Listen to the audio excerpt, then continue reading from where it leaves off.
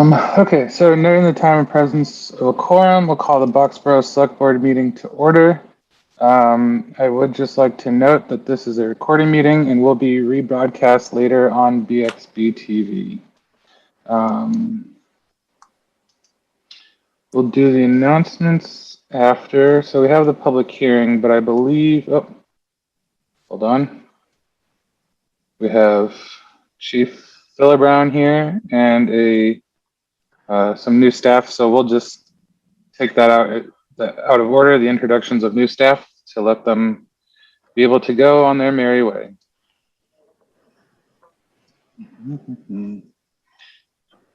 So Paul, I think you're here. There we go. How you doing? Good, how are you? Good. Everyone hear me pretty well? So I just want to thank you tonight for having me on. I just wanted to introduce, I believe Brian, is he on yet? Brian Smith? Yeah, I'm here, Chief. Okay, there he is right there. So that's Brian Smith. He is our newest hire. He comes to us with actually he's a resident of the town of Boxborough. He joined us would have been in August 2020 as just a entry-level firefighter. Took his EMT, went to the Call Academy, got his 1 and 2, and he's been working close to a year for us. He was one of 4 candidates, and he came out on top, and he started his first full-time shift. It was on Saturday, the 22nd. And as you can see tonight, he's actually covering for someone. We have a couple people out sick right now with dealing with COVID. So he is on shift tonight. So I just wanted to introduce Brian to you, to the board, and see if you guys want to welcome him on board. So, Well, of course we want to welcome him. I had a very fun time talking. I got to spend some time talking with Brian, and he's a wonderful person. So we also had some of the same teachers that I learned about back in high school. Yeah. Brian comes with he's got some family history. He's both mother and father EMT firefighters. Father just retired from the town of Acton as a captain, and mom works in the town of Weston, where I believe she's a lieutenant. So I think it's in his family. So I think he has a bright career ahead of him. He's a young man's got a lot of potential. Welcome, Brian. Thank you, guys. Yep. Nice to see another Smith. Yeah. Common name. So, okay. Not sure if anything else you want to do with this, or just. No, that was all. So thank you. Okay. It was joy sharing you with the rest of the town. So welcome, right, Brian, and we're happy that you're on full time now. Yep. Thank you very much. Okay. Thank you. Okay, so we have the public hearing now. So we will open the public hearing. Hold on, let me just find the wording for it. So we are opening the public hearing to consider the changes to the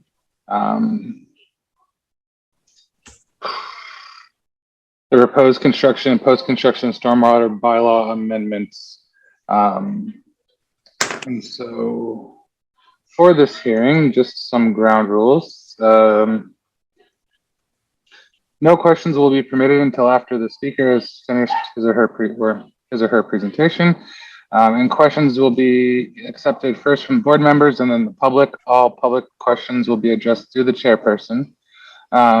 Questioners will identify themselves to the chair and state their question and specify to whom it is addressed. Any disagreement with answers is restricted to rebuttal statements, and at the completion of the argument, citizens may record themselves in agreement with the speaking side without making another presentation. And I do believe, just Cheryl, if people have comments, they have to give their street number, just for the record. Is that correct? Or am I? When we've had live meetings, we've asked people to sign in, and one of the requirements was that they provide their residence address on the sign-in sheet. With the virtual format, we were simply tracking the names and asked people to identify their. It's up to you if you want the street address or just the street. I think the street should be fine. Okay. And so that is all. So now we will have the hearing. Is there a presentation associated with this, I think? Our consultant is Nick Christofori. My apologies if I mispronounced the last name, Nick, who will be making the presentation. The town planner and the planning board are in a separate meeting, Mr. Chairman. Wonderful. So welcome, Nick. You have the floor. Okay, well, thank you very much. So my name is Nick Christofori with Comprehensive Environmental, or CEI, and we've been working with the town a number of years on implementing the various permit requirements of this MS4 permit. And one of the things we did back, I want to say it was a year and a half or so ago, is we passed this bylaw, which basically gives the select board the authority to implement and enforce this bylaw. And then kind of going through the next phase, which is the regulations that go along with this bylaw.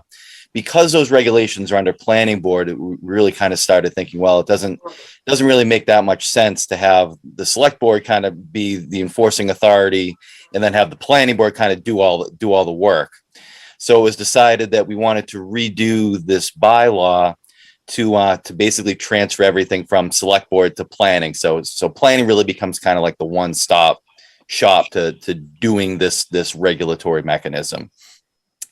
So I prepared a red line strikeout version of the existing bylaw, which I think I can probably just run through relatively quickly, if that's okay. Yep, totally fine. Okay. I need to have sharing privileges, if that would be okay.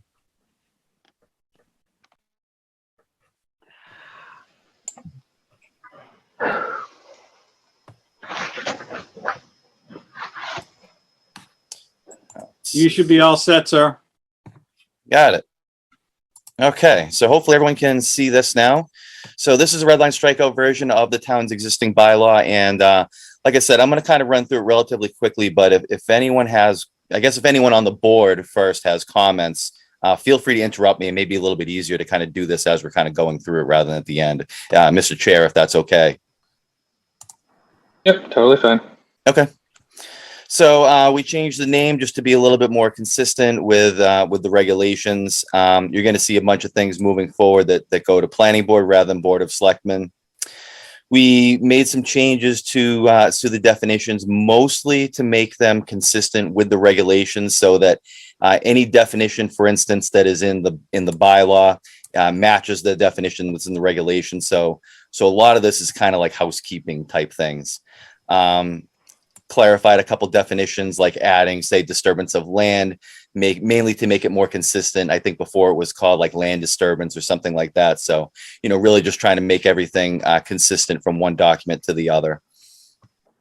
The new development and the redevelopment definitions, we altered slightly so that they match the updated permit.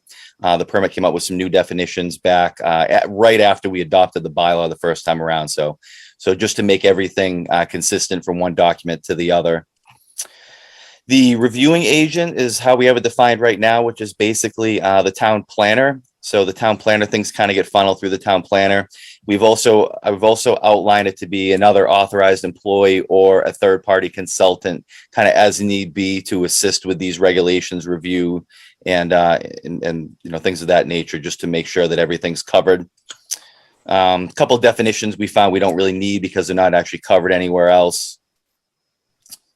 Let's see.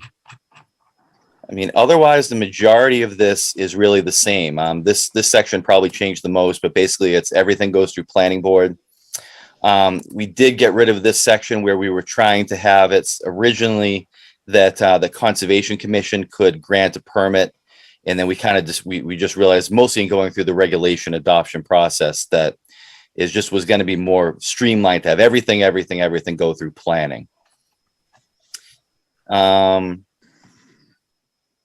otherwise, I believe pretty much everything else meaningful is pretty much the same as was originally drafted back whenever it was, a year and a half ago, 2 years ago, something like that.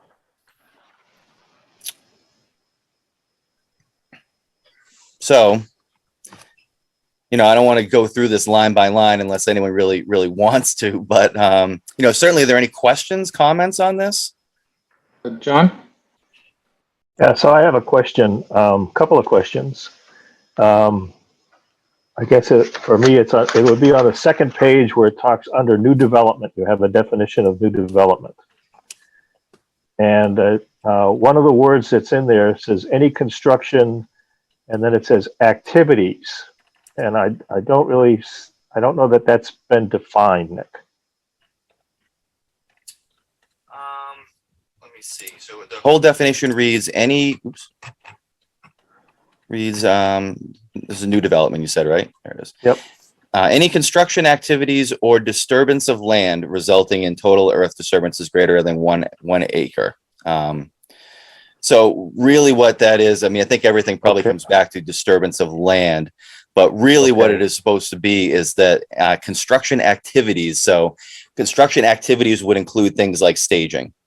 So if contractors are stockpiling materials, stockpiling dirt, things like that, even though they're not necessarily disturbing the land, it still counts towards that 1 acre threshold. Okay. So then that ties into the whole disturbance of land that you have under applicability under section 3. All right. I guess Nick, where the confusion for me was in the copy that I had, it had construction, comma, activities, as opposed to construction activities.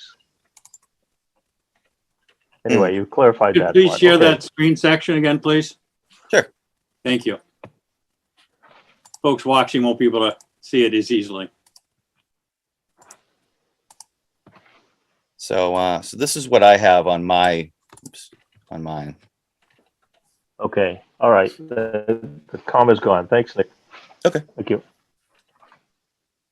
Did you have another question, John? I'm all set. Les? Yes, Nick, I had sent some comments to Simon and I just will repeat those. So they're very brief. At least I think they're brief. So this gets into the topic of it's under the section called entry to perform duties under this bylaw. So the idea is that as a big project, then the planning board or its agents would have the right to enter into the property to perform certain surveys so they can do their job. And I just raised the point that if there was, say, a very large project, it might be done in phases. It might become a bone of contention as to what is a reasonably necessary inspection and how that would be delimited. And what would be the mechanism of it? And I have some language that I exchanged with Simon. My final thought on that would be that in such a case, the simplest thing might be to delimit the scope of inspections by language put into the permit, and which would anticipate subsequent phases that might require an inspection. In other words, I can put myself in the shoes of a large property owner where the project might take 10 years or more. After the first 5 years are gone and all the new players are in place, what would be a reasonable level of inspection at that phase, and how would that be defined, and could one anticipate the necessary constrictions on that? Just a thought, not a big deal, I don't think, but I could see that arising as an issue of contention between the permittee and the planning board. He said that you might have some comments on that, or it might be a proper topic for council. I don't know.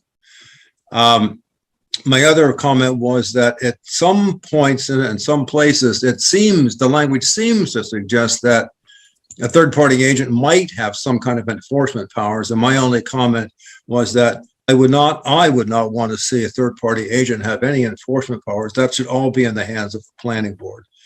And to make sure that there's not some ambiguity in there that we need to guard against.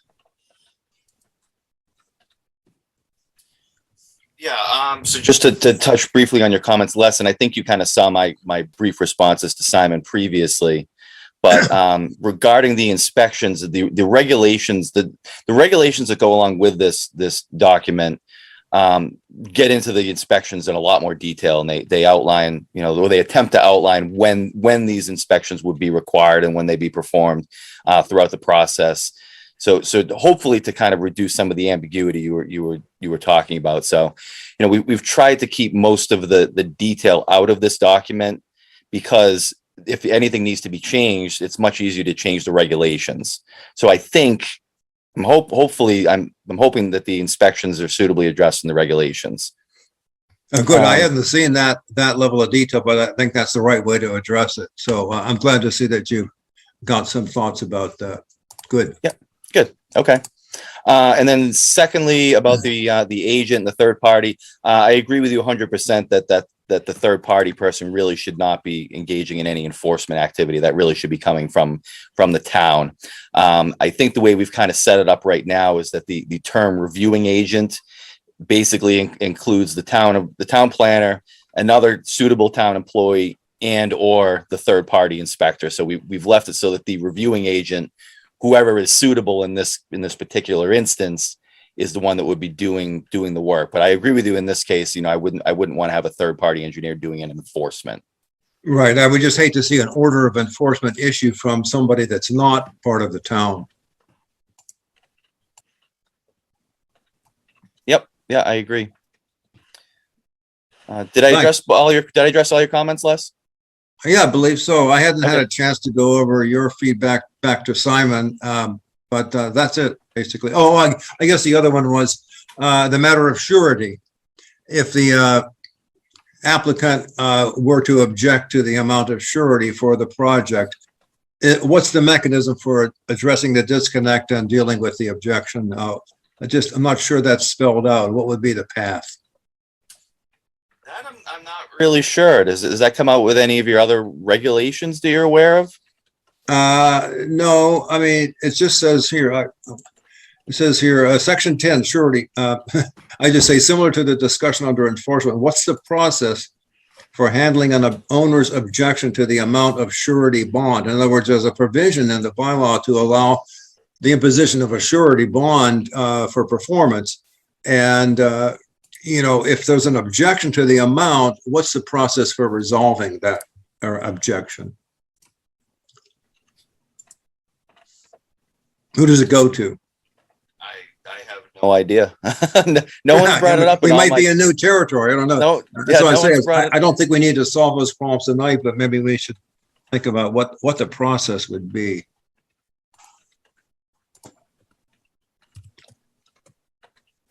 Okay. Are there any other questions from board members? But my main comment is that this accomplished the main thing that I was concerned with, was it takes it out of the hands of the select board and puts it all in the hands of the planning board and their agents, which is the right place for this sort of thing to be. Yep, I agree with that. Is there any comments from the public then, if there's no comments from the select board? Okay. Do we need a vote on this, Cheryl, or do we just need to have the hearing to say this are the considered changes, and then You will, when you start to review the warrant, you'll need to vote to include it in the warrant, but this is a fact-finding public hearing to see if there's any public concerns or questions as to this pending change in your bylaw. Okay, thank you. Seeing no further comments, we can close this hearing then and get back to our regularly scheduled meeting. So thank you, Nick, and Les and John and everybody else. Thanks, Nick. Anyone has any additional comments that come up, feel free to kick them over to Simon, and he'll relay them to me. Thank you. Okay. Thanks, Nick. Thanks.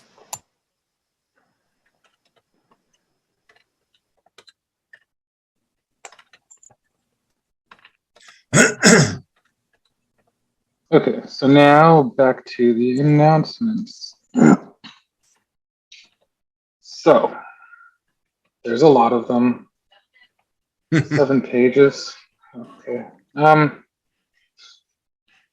Residents are advised that select board will be conducting their meetings virtually via Zoom through March of 2022.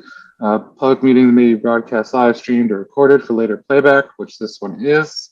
By attending, the audience consents to being photographed, filmed, and or otherwise recorded by the BXB-TV. Attendees of all public meetings should be aware of Massachusetts recording law, MGL Chapter 30A, Section 20F, if they're personally considering recording any part of this meeting or meeting in its entirety. If anybody is recording it, please inform the other attendees at this time. Okay, not hearing anything. Let me go back to that screen. Okay, so tonight the select board will be voting to approve the February 28th special town meeting warrant. Additional information will be posted on the town's website and social media outlets going forward. Please feel free to reach out if you have any questions or comments. The fiscal year 23 budget development process is underway. All committee meetings are open to the public and currently being provided via Zoom. Please go to the town's website to review the town's meeting calendar. These calendar postings include links to the meeting agenda and the Zoom event. Please stop in on any of the select board, FinCom, or finance committee, library trustees, and the AB school committee, or any other town board meeting to learn more about the department budgets for the upcoming year. The fiscal year 23 budget will be presented at the annual town meeting on Monday, May 9th, 2022. Additional information will be made available in the coming months. The annual street listing and census has been mailed to residents. Please review it and correct it as necessary, sign it, and return it promptly to the town clerk. Voters not completing their census will be put on inactive voter list. Please contact the town clerk, Rebecca Harris, or Becky Harris, if you have not received your census form or if you have any questions. Additionally, 2022 dog license application was also included in the census mailing. Dog owners are reminded that they can also apply online. Dog license applications are due by April 1st. There was also an included mailing for the veteran survey. The Recreation Committee is once again hosting Boxborough's annual Winterfest at Steel Farm on Saturday, 29th from 1 to 4 p.m. Snow or no snow. Well, it looks like right now there will be snow for the first time that I can remember. Gonna get like 14 inches, so that's at least what's currently predicted. For an afternoon of winter fun while taking in the beauty of Steel Farm. The rain date probably won't be needed unless it gets snowed out, but then that would kind of defeat the purpose of the winter fest. Anywho, COVID exposure rates, including the Delta variant, continue to be a concern in an effort to balance providing services while still protecting residents and staff. The town has implemented updated protocols for interactions at town facilities. Visitors being asked to wear a face covering and to practice social distancing while in all town buildings and vehicles. Residents are encouraged to continue to use their online options to be able to access and request services and to process payments. Click on the link online payment button at the town's homepage and the department's webpage. More information on these COVID-19 measures has been posted on the town's homepage. The show Associated Board of Health will be conducting COVID booster clinics on Wednesdays during the month of January. Pre-registration is required to register, and for more information, please go to the news section of the town's homepage. The winter parking ban is in effect through April 1st. Please call DPW if you have any questions. Any notification as to the weather-related closure of town facilities will be posted on the homepage. The town has several job opportunities available. We're currently looking to fill the following position. Inspector of Buildings, a video production technician for BXB-TV, part-time senior library assistant, and a meeting recording secretary. To learn more about the employment opportunities, go to the town's homepage.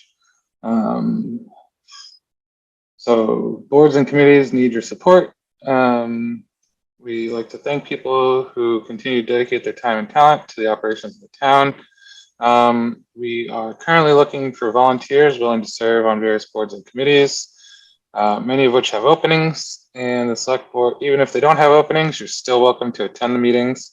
The select board is specifically looking for volunteers to serve on the Affordable Housing Trust, the Economic Development Committee, the Finance Committee, the Personnel Board, the Planning Board as an associate member, the Public Celebrations and Ceremonies Committee, and the Recreation Commission.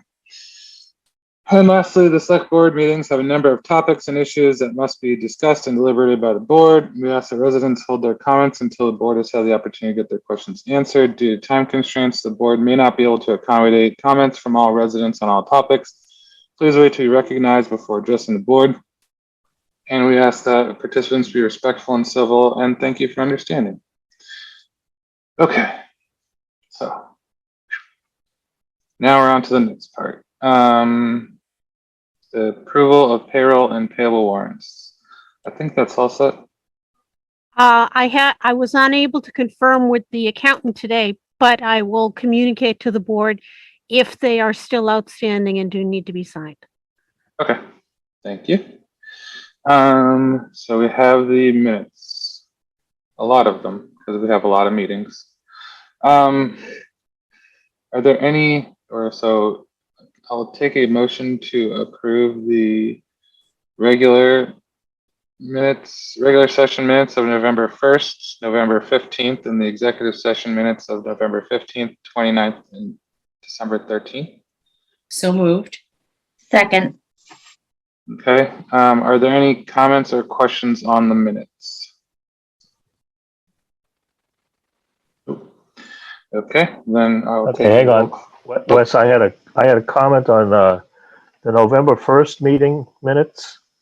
The only thing I Yep. noticed, and maybe I just missed it, I didn't see a time when we adjourned the meeting. Small item, but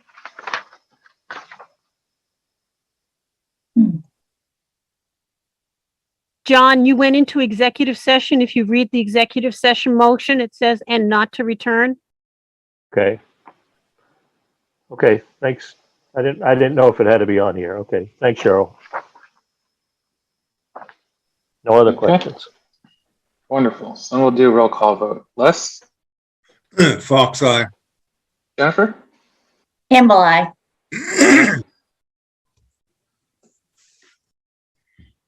Diana? Lepari, I. John? Markowitz, aye. And folks, aye. Okay. Markowitz, aye. Yep. So then I don't think we have any other new staff to introduce. We have a wonderful new EMT firefighter, Brian Smith, and he got to go early. So we have two people who have volunteered to serve on the personnel board. We have Sheila Bauer here, who is the other member. So we have Keith Lyons and Bill Latant, who have volunteered to run on the personnel board. I just want to say thank you both for volunteering. Oh, hold on. 1 second. There we go. We have Carter. Yes, I think I'm unmuted now. Yep. Okay, so we have these two. Okay. So I'll entertain a motion to appoint them. I'll make a motion to appoint Keith Lyons to the Personnel Board. Bill Latant for a term commencing immediately running through, so Keith Lyons for a term commencing immediately and running through June 30th, 2022, and Bill Latant for a term commencing immediately running through June 30th, 2023. Second. Okay. Yes, any discussion? Oh, thanks for stepping up, Keith and Bill. We Yeah, appreciate thank Glad to you be very of much. service. Okay. Are there any other comments, questions, concerns? Okay. Then we'll do a roll call vote. Les? Fox eye. Jennifer? Campbell, I. Diana? Lepari, I. John? Markowitz, aye. And folks, aye. Okay. Thank you, Bill and Keith. You're free to go or free to stay on for the rest of this meeting. The choice is yours.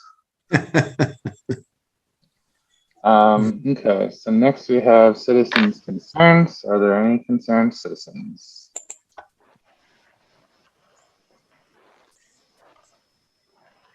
The first. Okay. I see no hands raised. Yeah, that's the first. Anywho, we will then move on to the request for the treasurer collector's office. So I'll entertain a motion to authorize Cynthia Petrello, tax collector treasurer, to be the signer on the town's banks accounts, specifically those with Middlesex Savings Bank, Unibank, Massachusetts Municipal Deposit Trust. So moved. Second. Okay. And just for clarification, Carter, I believe this is more of a procedural thing. It is. The banks just want to see a formal vote by the board. Okay. Great. Are there any other questions or comments? And does that mean we'll send relevant banks a memo or a letter or the minutes of this meeting with that appointment? So We do. We'll note that the temporary treasurer collector's term is ended with the appointment of Ms.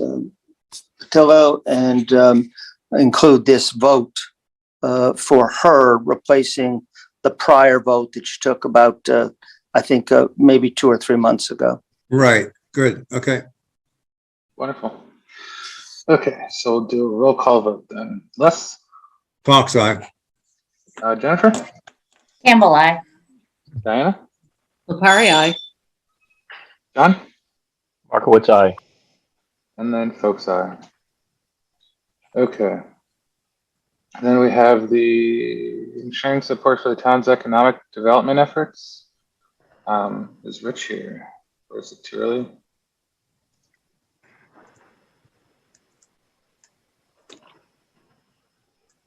Nope. Hello, Rich. I see you. There we go. Hi, Wes. How are you? Hello. Good. How are you? Good. Hey, thanks for having me. So my comments are really tied to the staffing plan, the proposed staffing plan, which I see is after the rest of your new business. I'm happy to hold I don't have a formal presentation. I just have some quick comments that I'd like to make, and I'm happy to defer till then if you'd prefer. Okay. We can take that out of order then, or we can bump this one till. It's really after related to the 9B. personnel plan, so I'm just trying to make it easy for you. Okay, or so we can take it after 9A. Okay. So then I guess we'll go to the ARPA spending plan. Carter, would you like to take us away? Carter. Yes, Rajan has the presentation. If you could bring that up, please.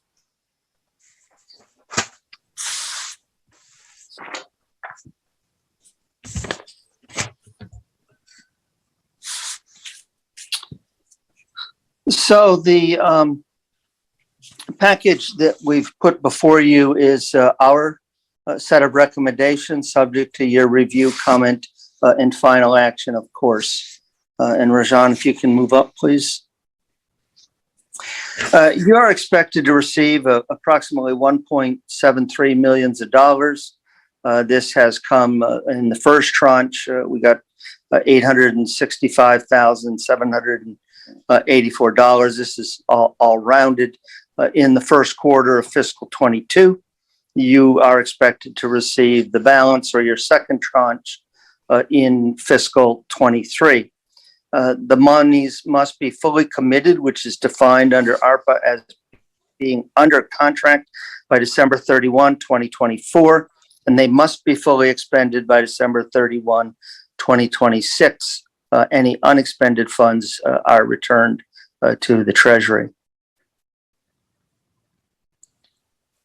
So the way that we started this was Rajan was tasked with putting together a presentation that has been included. Many of you sat through it. It's included in the full agenda packet that we sent you.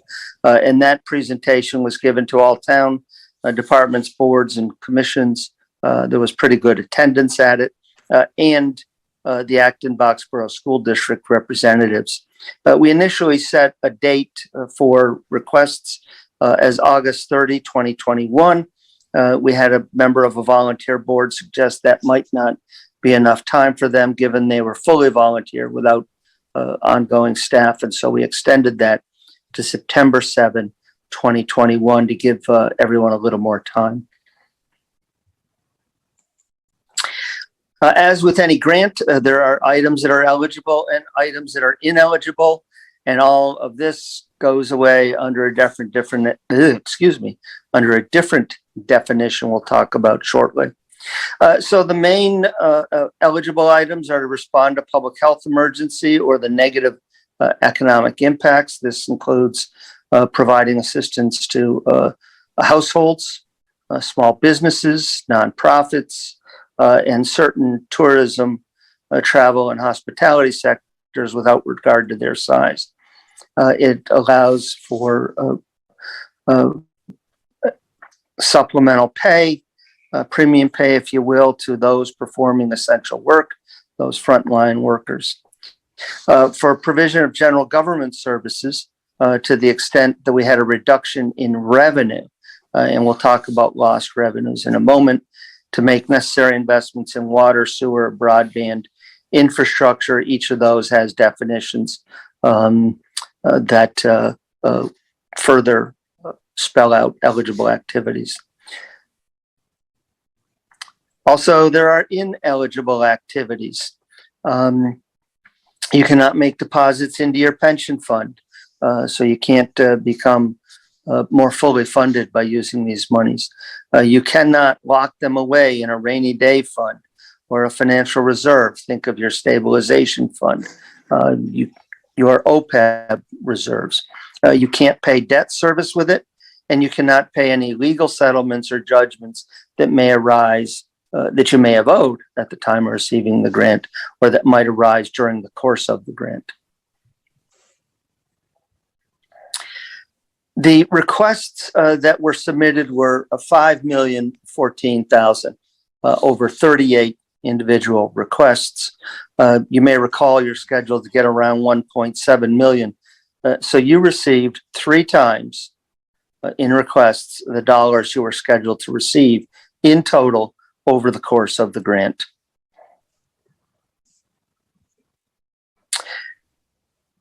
When we got all of those, we gave a courtesy briefing for the Finance Committee, which requested the same. We did a debrief with project proponents, and we submitted all of the materials to Town Council for their review of eligible and ineligible activities under the Act. We also did an additional calculation of the so-called lost revenues by the auditor in accord with the Government Finance Officers Association. They had developed kind of a one-size-fit-all, was generally accepted across the nation means of calculating the lost revenues. The reason that we took this extra step was we were convinced that the flexibility of declaring the money's lost revenues, which meant you could spend them on any lawful governmental purpose, as opposed to those 4 eligible activities we showed you, were important because of their flexibility. We also thought that the request that was submitted for $249,000 in so-called lost revenues was considerably underestimated, and it turned out that indeed it was. The actual estimate using the GFOA accepted tool was $1.1 million. Now, that was under an interim rule, and I know there were questions about the legality of that. We submitted, as you requested, both the initial calculation by the auditor and during the course of this process, the final rules were issued with respect to how ARPA monies could be used.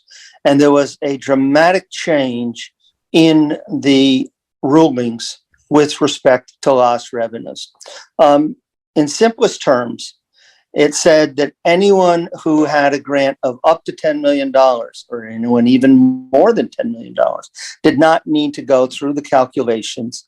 Any amount up to $10 million could simply be declared lost revenue. And we've provided that brief from council as you requested, and the Department of Revenue's informational guidance release on this, so you could see both documents.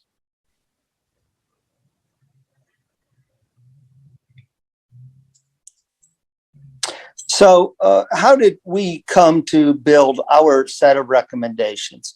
Well, there were some constructs that we worked within. The first had to do with that lost revenue, which the board had voted. We could proceed to develop our plan using that concept. The board also had wanted to make sure that we drew projects from the original solicitation.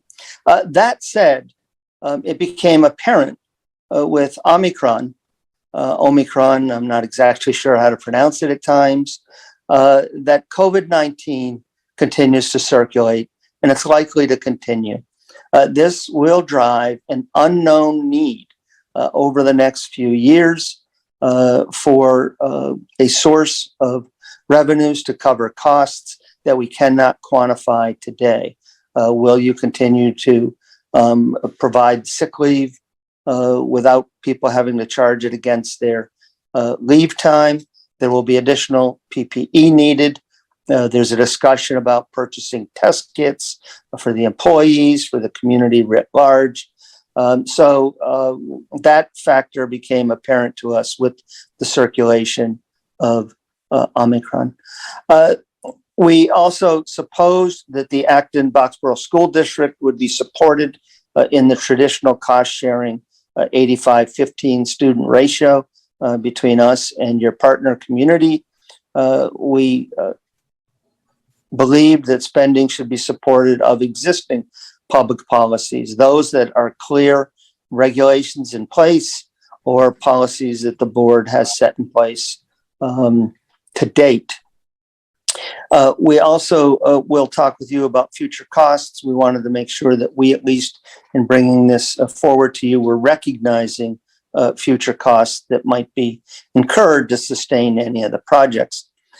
We concentrated on expenditures which would avoid otherwise required expenditures on the town's behalf or could provide seed money for future grant requests. So, for instance, when we look at some of the MS4 projects submitted by planning in DPW, we reduced their scope to get them to a point where we could be well positioned, we believe, to apply for the Municipal Vulnerability Program, Mass Works projects, the Infrastructure Investment and Jobs Act, those types of grant programs. Now, there is a small wrinkle here. And we've provided you with access. The Economic Development Act of, I believe, 2020 also put in place a requirement for potentially zoning actions on 150 plus or minus communities that are within the so-called MBTA zones. It is quite possible, based upon an initial review, that you are exempt from that. But that needs to be formalized, either to be exempt or to provide zoning and the quantities of lands that we've given you some general knowledge of. I would caution anyone looking at that to first take a full read of the draft rules because the amount of land that has to be set aside, so on and so forth, actually has a reduction ratio based upon a number of factors. So in simplest terms, if you wish to be eligible for these grants, we need to either clarify if you're exempt or how you're going to move towards compliance. And there are some reports in the material, dates in the material we sent you. We made a determination that projects which expended the dollars quickly were better. Once you start expending the monies, because of the large size of them, over $750,000, you will have to do what's known as a single audit. It's not horribly more expensive than your regular audit. It's a couple $1,000 each time. But the sooner you can get the money spent, you can minimize, hopefully, your exposure to the number of single audits that you have to do and the general administrative oversight of the program. If the project was highly speculative, we viewed it with some caution, and we did hold out a contingency because some of the cost estimates were put together, I think, with the best information people had, but without detailed specifications, outline of work required. And so the contractors y'all dealt with were giving you their best estimates, but I think those can be fine-tuned, and hopefully they can be squeezed down, but they may also possibly pop up a tad. You will receive accrued interest during the course of this. Not horribly much. We think about 15,000 or so, and that has not been programmed to date. So those are sort of the, if you will, the frameworks within which we drew conclusions as to projects we would recommend to you.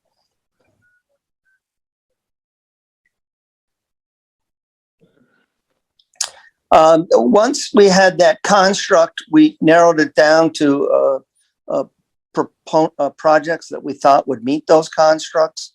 And we had another series of meetings with proponents to say, let's go back through your numbers again. We want to squeeze them down. We want to make sure there's enough. There's another similar application to yours. Can the several proponents get together, see if there's any overlap here or any synergies between them?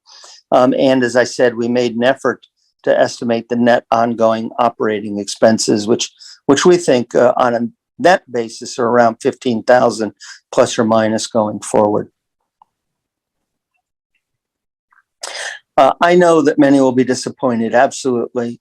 Hopefully all will understand when one simply looks at the amount of requests, 3 times the money requested as opposed to the 1.7 million you had made available to you. So moving on to the various projects. The first is we've asked for some dollars for administration. We think that will take care of us over the course. Some of that has already begun to be expended. We have the facility HVAC and space requirements. We want to do with an HVAC engineer, not someone who's trying to sell you a mini split or piece of equipment, but someone who specializes in ventilation studies, and then reorganize some of the physical space. Our priorities being at town hall and the police station. We have set aside the 15% for the Acton Boxborough School District. That was based upon an initial report that Acton would be giving them 2.1 million. That has come down to around 2 million in 2 tranches. So certainly that is subject to some discussion between y'all as to how close you want to stick to that 85-15. Now, with respect to the 180,000 requested by the school district, you'll notice it's in the ARPA ineligible. If you declare all of the lost revenues initially estimated at 1.1 million, or the entirety of the grant, 1.7 million, then it doesn't matter if it's ARPA eligible or not, because it is a legal activity under Massachusetts statute. The Boxborough Emergency Reserve Corps requested 1,000. We bumped that a little bit, circling back to our comments and concerns over Omicron, and our belief that COVID will continue to evolve for some period of time. You had 4 requests related either to new capital equipment for BXB-TV or for investing in broadcasting capacity in the Grange room itself, in the meeting rooms at Town Hall, and over at the library. We asked the project proponents in that case to come together. And we have a revised total down from around 250, give or take, to $200,000 is our recommended commitment at the end of the day. You had earlier tonight a conversation about regulations required under MS4. the Public Works with Simon Corson, your town planner, had requested $250,000 to undertake a series of mapping required for compliance with the MS4. And we've brought that down to $200,000. The second request that they made was a road flooding study, a problem area evaluation that would map specific culverts and locations.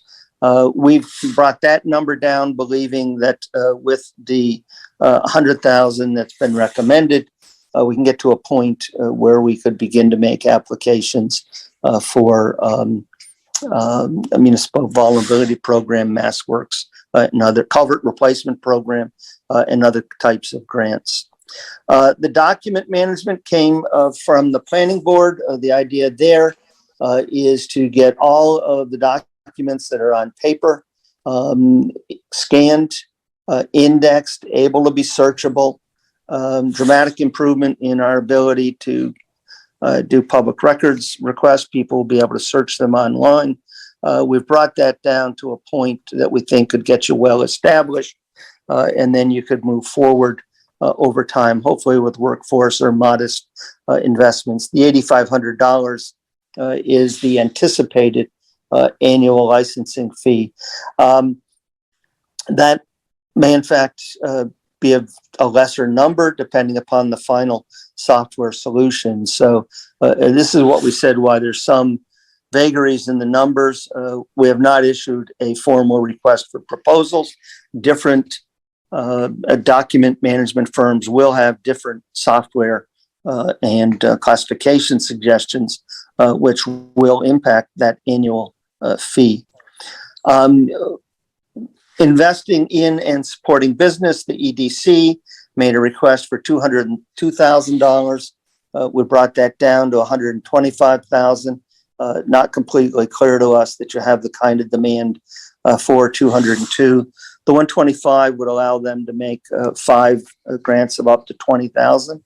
If in fact those folks needed the maximums, there would be details to be worked out on how long the business would need to continue in operation before some sort of recapture was triggered. Investing in and supporting people. Frankly, in our conversation, they requested 97.5. We came to believe that you had some pending applications before the Boxborough Rental Assistance Program that they were not able to handle just yet. But if they had some bridge financing, they would be able to get to a point where they either have a couple of folks timing out, and then BRAP would be able to carry these folks on, or they would get to a town meeting where they would seek some additional funding. Also, there was a question of, well, what do we do about folks that haven't been impacted economically by COVID? We do have others. And we can use this money in that fashion.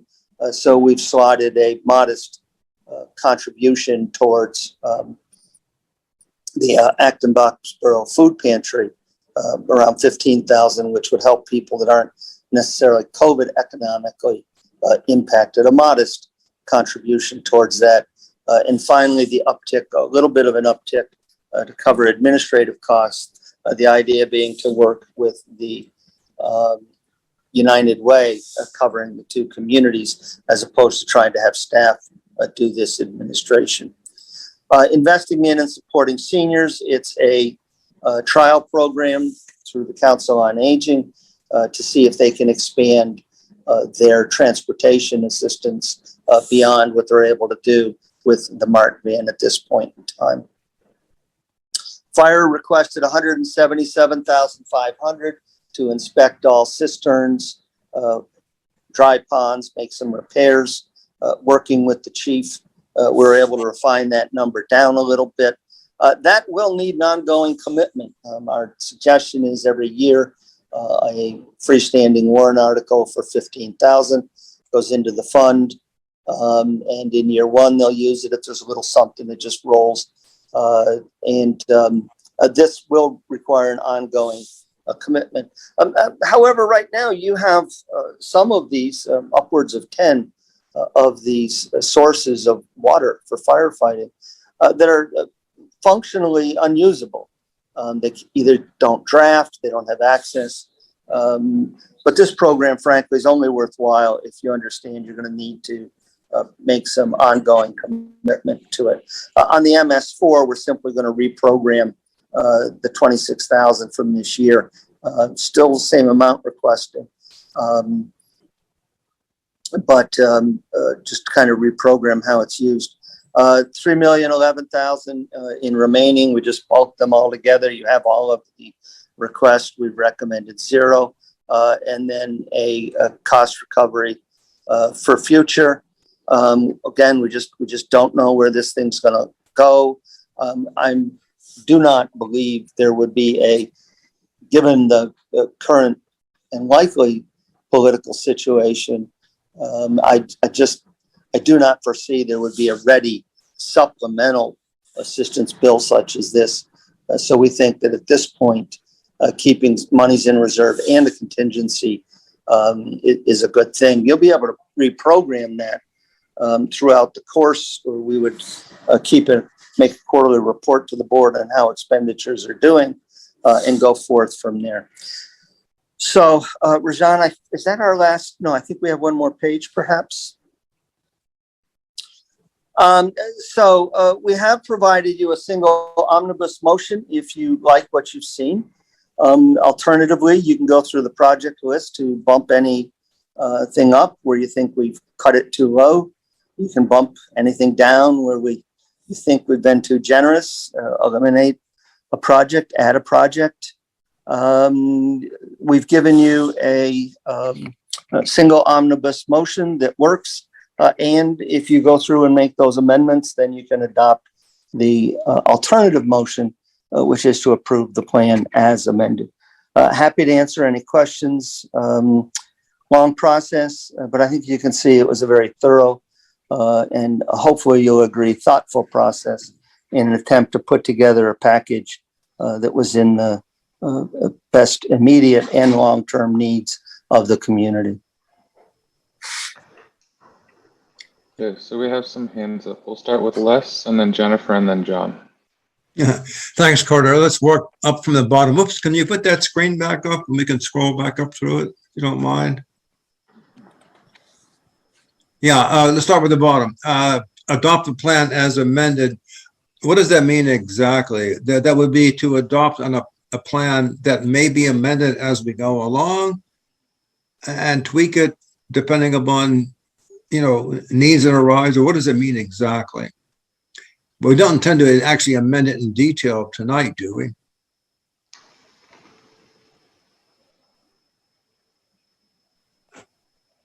Hello? Oh, hold on. Okay, Wes. Can folks hear me? Oh, yeah. Yep. Carter is. Could you hear me? Yeah, we can I hear can you. hear you. Did you hear that Hold on. question? Yes, I Carter's just. did. Am I muted? Carter's No. muted. That's the problem. Carter, you can hear you. He can hear? Yes, Yeah, I we can hear you. Oh, He was okay, a host, okay. and I'm making him a host again, a co-host. Oh, okay, sorry. No. Carter, you're good. Okay. So the question is it anticipated you would amend this tonight? If there's minor amendments, certainly. If not, by all means, table the matter and then take up any detailed amendments at your future meeting. We want you to feel comfortable. It's taken us some time to get us here. There are still communities out there that haven't even progressed this far. I was talking with one today that isn't even planning to present until April. So by all means, we want you. It was a pretty lengthy package we put in front of you. I don't even remember how many pages it had. So by all means, do please take the amount of time that you feel you need to give this considered judgment. Yeah, I just want to make, my question was perhaps a little simpler. In other words, I don't remember exactly all the details of what your suggested motion was, but one sense was to adopt the plan sort of as may be amended going forward or as amended immediately, you know what I mean? So the one course would allow us to adopt this general outline for spending with the recognition that we may tweak it as we go, depending on how needs shift. I just was trying to get some clarification on that. We can hold that thought and come back, but I want to ask a question sort of unrelated. I don't understand how the region and the two towns relate. Just simple stuff. Was the region a qualified recipient of any ARPA funds directly or only via the towns? The region is not a qualified direct recipient. It is only eligible to receive monies as a subrecipient of the two communities. That's what I thought. So the second question is, how is it determined what the total amount for the region is going to be, given that it's going to be an 85-15 split? We were guided by, my apologies, I didn't mean to interrupt you, Mr. Fox. It's okay. We were guided by an initial report that Acton was committing $2.1 million. That's where the 375 initially came in. As we were finalizing the report in the last day, it became clear that that was going to be around $2 million, an initial commitment of 1.5 million, and then a secondary commitment in year 3 of they have additional tranches, is my understanding. A secondary commitment of $500,000. So, as we try to zero in on a number, there you have it. The initial was 2.1, then it moved to 1.5 with a supplemental 500,000. Will that actually happen? So I think, you kind of, if you like that approach, we're going to stay partnered with Acton at 85-15. Pick the number that you think's the right number, and the math is pretty straightforward once you've adopted the concept. If you adopt the concept. Yeah, the math is the easy part. It seems to me the process would be something like the joint school committee that represents both towns with the current method of proportionation would agree on what they want for a spend number. And once that total number is determined, then the 85-15 is easy. I just don't know whether there's been a process to have a meeting of the minds to come up with that number. Well, like Acton made several proposals, but what's our independent input been? Is it only through the school committee? It's been directly from the administration of the school district. Okay. The actual motions are on page 25 of the packet. There is the potential, if you like this, you could vote on it tonight. If you're not settled on it, you'd like a little more time, I would respectfully suggest you table it and then make the detailed amendments. You will have an opportunity as people cannot get their money spent or as Recording. I'm going to be able to switch back to the regular Zoom here. Yeah, I don't want to get too much into it tonight, but I just want to make sure that ultimately we all end up feeling good about what we decide as a spend level that's going to go to the school district to support the children of both towns according to the 85-15 split that we've been living with. The other thing, just a final quick comment, I noticed that the recommendation is end up spending a fair amount of money towards dealing with what we predicted back when we first wrestled with the MS4 question, that it's going to cost us money to administer that over time. I think we're now into the 3rd year of living under that new regime, and I think the total level now is around 300,000 or north of that, and that's just the early days of this. So I guess we can count it as fortunate that ARPA has come along just at the right time, because we had not really wrestled with what the level of spending to deal with the MS4 consequences were going to be. That's a big number. Yeah, when I was dealing with one community, a very small corner of it adjacent to the neighboring city was what caused the entire community to fall under MS4. And I jokingly asked if we could take a pair of scissors and cut the map out and just give it to the mayor next door. No one really thought that was a great idea, but this is an extremely expensive proposition. Yep. And our hope is that by doing the mapping, and we might be able to squeeze some of these numbers down, we can position you to apply for implementation money through mass vulnerability, mass works, municipal vulnerability, mass works, the infrastructure, culvert replacement, similar programs, or you put a small amount aside each year, like we've suggested for the repair of the water supplies, the fire water supplies, and you do what you can when you have monies built up. And some years you'll not be able to do anything, and the next year you might have a few dollars left that rolls into the next year. Yeah. Thank you. Yeah, Jennifer, then John, then Diana. Thank you so much for putting this together, Rajan and Carter. And I appreciate the fact that there were a lot of proposals that weren't able to be funded. I think you guys did a good job of doing some townwide impact, as well as some that are directly impacting those, like of the acceptance of 2 more people in the rental assistance program and things like that. So I really like this proposal. I had one quick question that's on page 33 of the packet, under the Economic Development Committee. Just a clarification, the revised project recommended amount is $125,000, but in the original project scope, it says town would make it available a total of 175. Is that just that disconnect because of the original proposal amount? Is that what that is? Yeah, so that has to do with administrative costs. Okay. The idea would be to hopefully retain the same consultant you're working with now under the micro enterprise loan program, and a few dollars for educational materials, outreach, advertisements, things like that.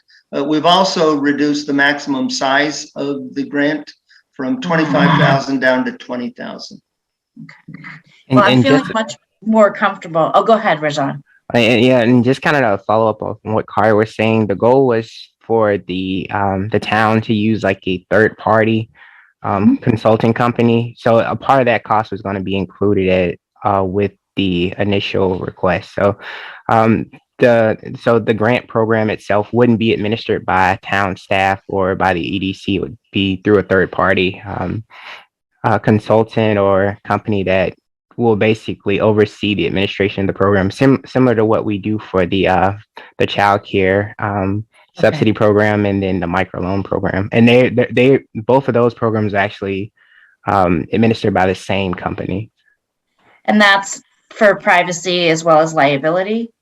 Yes, and then just for the day-to-day administration. So the microloan program, they actually are under the Bailey Boyd Associates, but for the actual administration of the program, they use a third-party vendor to do the actual like administration and overseeing of who gets a grant, reviewing the process for it. So it just takes a lot of things off our plate and helps out with just the delegation of it. Yeah, thank you for that clarification. And the other thing is, I really like the idea too of digitizing and really doing it right for these the planning board documents. I know that when Liz Markowitz did a lot of the digitization of the documents for the town clerk's office, she was able to use some CPC funding. So if they're not able to complete that, that's just another option available to them. So thank you. And we would be able to add them to this so that it's a single system. Again, I want to be clear, the project proponents have not had an opportunity to, to sort of really do that detailed down in the weeds solicitation of pricing. And so we may see some differences and hopefully Yeah. lesser pricing. Well, and given that, maybe we shouldn't vote on it tonight, but just discuss it and then vote on it at our next meeting. It's just my thought. At your pleasure. Okay. Thank you. John? Yeah, so Carter and Rajan, thank you for all the hard work. Thanks for getting all the different people involved that submitted their applications and talking to them and letting them know what would work and what wouldn't work, what would be eligible. So I want to thank all of you for that. Now, my understanding is that this is a recommendation as a first pass, if you will, of how the monies could be spent. It's a recommendation of how it can be spent. But as we go forward, if the monies are not going to be spent, we have the ability to make changes. Is that correct? Yes, I would refer to that as reprogramming.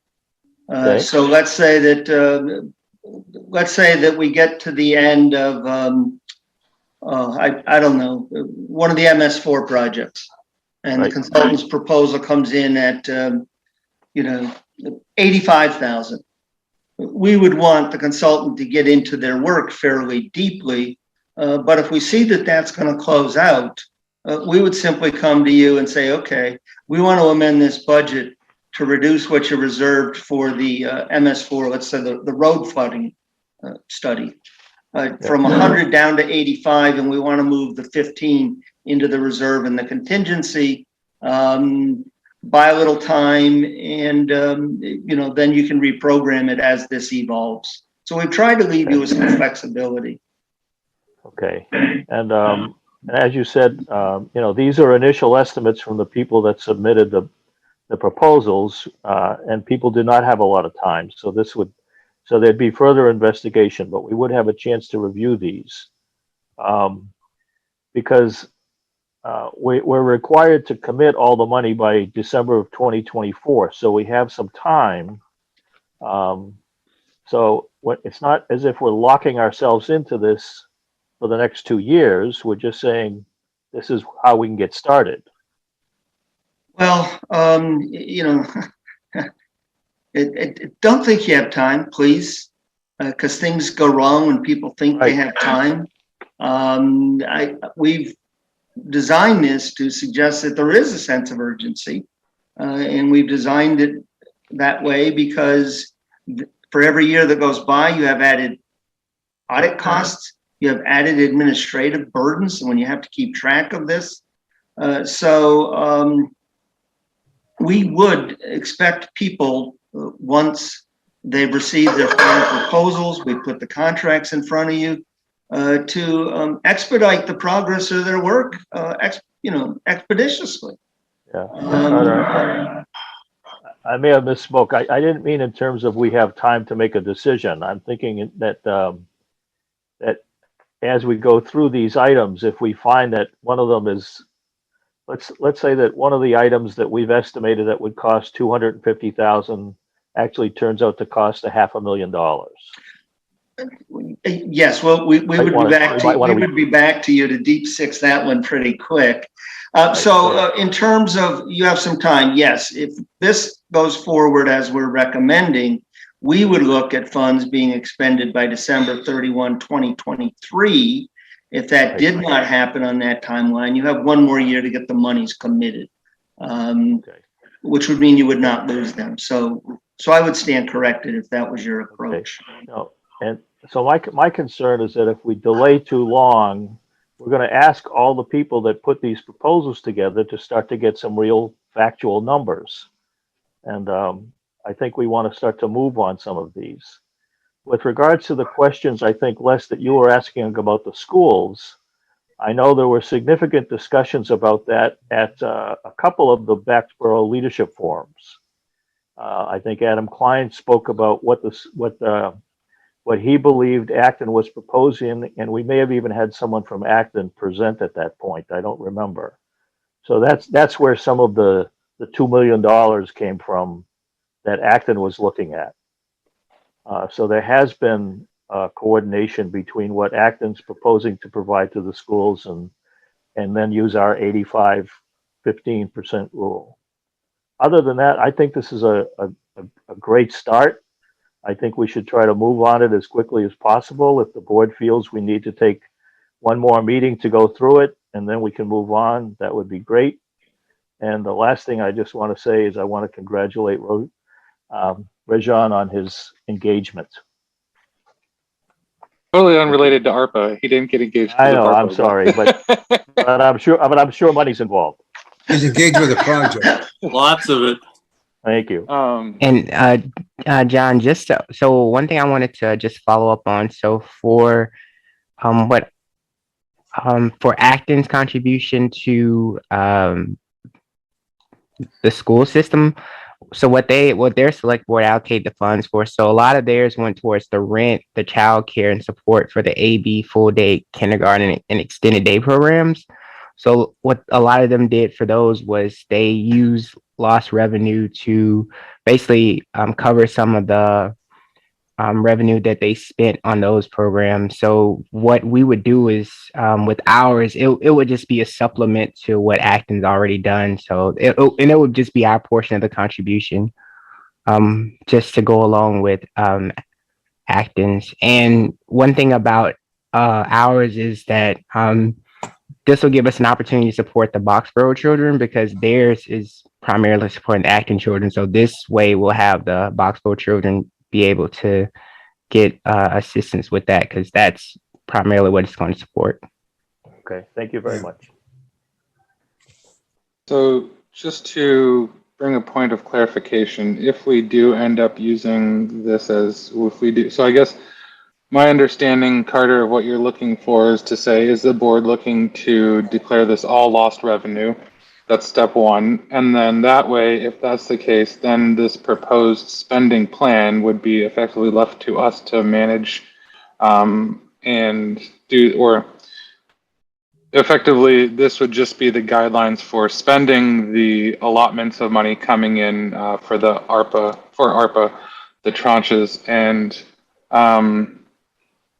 that this plan, while not necessarily specific for each of these proposals, would then get the opportunity to go and let these projects start, and additionally, I guess more formally, give the Acton Boxborough schools kind of the confirmation of Boxborough's commitment of ARPA funds to them. Yes, once you declare the entirety of the monies as lost revenue, that means you have complete and total flexibility, provided any project you want to expend monies on is lawful under Massachusetts statute. Once you select a set of projects, we would then begin to prepare the sub-grantee agreements. In this case, we would consider the Acton Boxborough School District a sub-grantee. They do a general outline. I mean, we want to try to keep this administratively as simple as possible. We would prepare that administrative contract with United Way. We would have the EDC formalize and finalize its search for an administrative consultant. We would issue the various requests for proposals. We would get the HVAC consultant and architect out here on site to develop the specific plans. Your action really puts everything into motion. There will still be agreements that need to come before you for final approval. We don't just cut a check and hand it to the school district for $375,000. There will be that sub-grantee agreement that you all need to review and sign. So you'll have checks and balances, but if you've authorized someone to proceed and they come in with properly procurement process having been followed, within budget, within the explanation of what they wanted to do, I think they'd be surprised and disappointed if at the last minute the project wasn't approved to go forward. Okay, thank you. Les? Yeah, Carter, could you clarify the amount of money that's set aside kind of at the top for administration, so forth? How much of that would be available to each of the grantees, if you will, to help administer their own project programs, or is that up to each and every sub That's, yeah, program to figure it out on their own? that's general town administration. So Okay. you paid the auditor to do the initial calculations of lost revenue. We've paid the lawyer for legal reviews. We'll have our lawyer for review of the United Way, the subgrantee agreements. That is not for project administration. That would have to come from within the amounts allotted to each project. Now, some projects come complete with administrators already. Ed Kukula and Simon will administer their project. That won't require an outside firm as opposed to United Way and the EDC consultant that would come out of those funds. Hopefully that helps. Yeah, I just think that people need to understand what it is they're responsible for in terms of setting forth requirements and managing their programs. It's going to end up being work. So, yeah, nothing is free. right. Diana? Yeah, first of all, I also want to thank Rajam and Carter for doing a great job on this. It was very difficult, I'm sure, to cull through these requests and come up with what I consider to be a very balanced plan, investing in infrastructure and investing in people in the town, which I think is fantastic, investing in our businesses, which is fantastic as well, and investing in the schools. My only concern about the school number, 15% of 2 million is 300,000.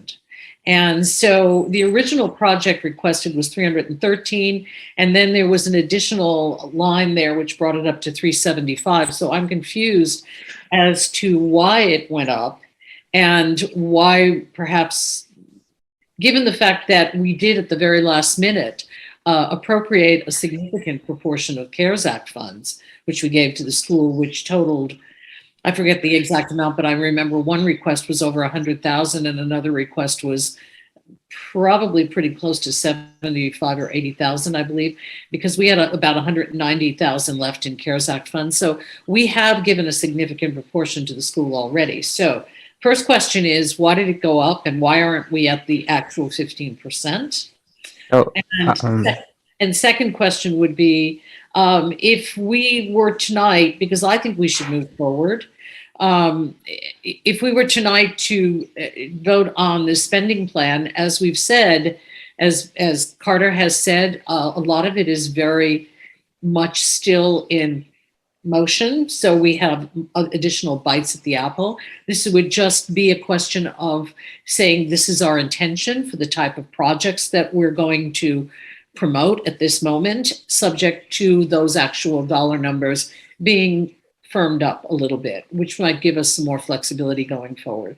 So first question is about the schools, and second about why not vote tonight? Rajan and Carter?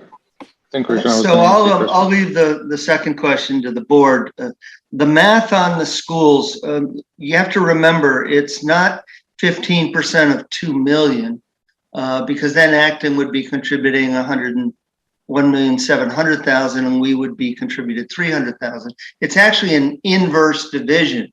You take the 2.1 million that Acton was understood to contribute at the time we prepared this, and you divide that by 0.85 to get the total. So that gives you 2,470,000 and some short change. And then if you subtract the 2,000,001 or you multiply that by 0.15, you get 371,000 and change. So it's not the math you might have thought it was. As I said at the last minute, as we were putting together, when we confirmed with the school superintendent, Acton appeared to be headed towards 2 million, 1.5 million in 1 year, and most likely 500,000 in another. So I certainly think there's a point of discussion there. I'm not sure that the spread between, should it be 300,000 or 375,000?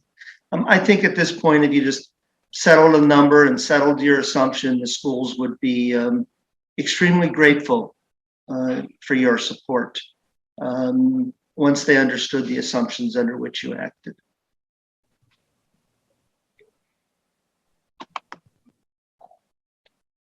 Rajan, I think. So to answer my second question, and I understand what you said, Carter, about all of that.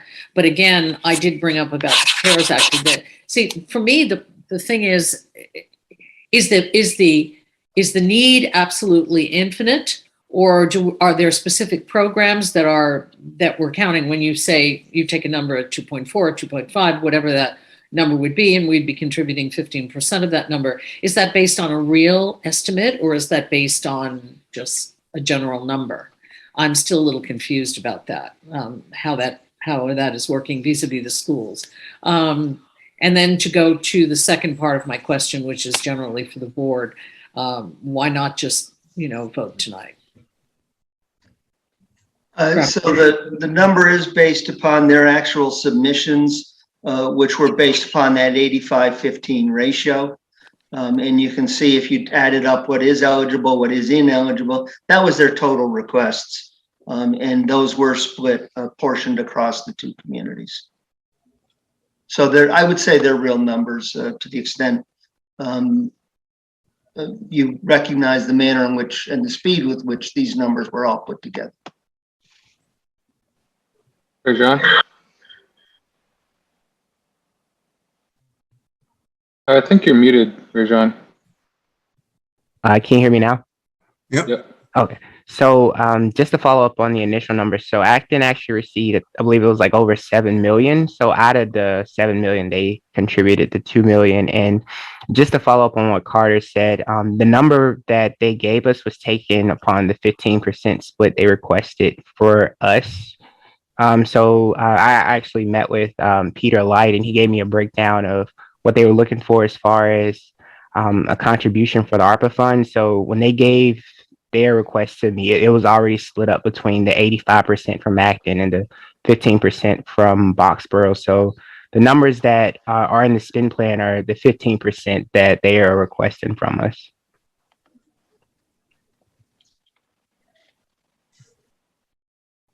Okay. Does that answer your question, Diana? Yes, it does. So it would seem to me that, I'm going back to the second part of my statement, that we're really not looking to amend this. It looks as if we're all pretty much in agreement, at least based on what I'm hearing. So I would like to make a motion. The first motion that was presented, it's a long motion, so before I jump in, I suppose it can be as amended. So I'm just going to read this to you, and we can do more discussion. So I move to A, declare funds received from the Federal American Rescue Plan Act, ARPA, of $10 million or less to be declared to be so-called quote unquote lost revenue, available for any lawful governmental purpose excepting those expressly forbidden in said act. B, adopt the so-called spend plan for the $1,731,567 the town of Boxborough is currently scheduled to receive under ARPA, as prepared by the town administrator dated January 18, 2022, and detailed on Exhibit A thereof.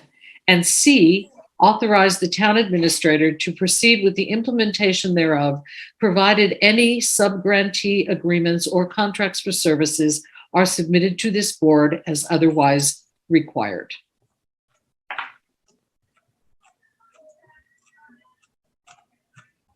Oh, I'll second that. Okay. Is there any other discussion? Are we going to open this for discussion to anyone who's participating? Yeah. I was just going to follow up by saying that we still have latitude to make adjustments as we go along. I just think we need to be mindful of the fact that people will have an expectation about how the money is going to be spent against these broad guidelines, and that in the course of making or in the process of making mid-course corrections, we don't veer too far off course on any one thing. I mean, there's always that risk of, scope drift or whatever you want to call it, that somehow in adjusting the circumstances, we lose track of where we're supposed to be going. There ought to be some regular process of checking in to make sure that we're still going in the direction we thought we were going. Right. So, so Carter, the question is, if we go forward as proposed, when each of these items comes up for specific contracts, will those contracts be brought forward to the select board? If they would have required your approval under other circumstances, yes. So, I'll be calling the HVAC consultant and the architect to come in. Those funds would not normally require to come before you. However, once we were to proceed with any actual construction activities above the contract limits you normally sign off on, then yes, the sub-grantee agreement with the school district, I'd have to go through them piece by piece by piece, but considerable pieces that still have to come back before you. Okay, and the board still has the right at any point in time, if they would like to have a presentation or review from any party requesting these funds, we have the ability to do that. Of course, absolutely. I would expect them to be present to submit, periodic reports. I will say that if someone makes it all the way through getting their consultant proposals and they've done everything according to Hoyle for procurement and it's all within budget, and then the board at the last minute makes we changed our mind, that you will have some disappointed people that to deal with. Okay. They're going to feel that if they get their project done in accordance with the scope that's been defined in budget and procurement, and they've done all the steps, I think they would anticipate your final approval. Okay. Thank you, Carter. Les? Yeah, I would imagine that as things get rolling, we will end up with some number of authorized proposals and activities underway. And I would imagine that as part of that administrative function or oversight function that Carter described and budgeted for, there will be regular reporting and updates, simple updates at select board meetings. Probably a new component will appear on the annual town report, reporting on ARPA project spending, I would think. I think we owe the town that, and maybe other forums to keep people engaged and informed about what's going on. Well, I mean, we want to make sure that it's transparent, that people understand what's happening. Okay. Are there any other comments, questions? Anything? Nope. Okay, then I guess we'll do the roll call vote. We'll start with Les. Fox eye. Diana? Lepari, aye. John? Markowitz, aye. Jennifer? Campbell, aye. And Folks eye. Okay, thank you. Thank you, everyone. And then we have on to the next one, the staffing plan and related personnel recommendations. Carter and Rajan. Yeah, Rajan, if you can bring that up, please.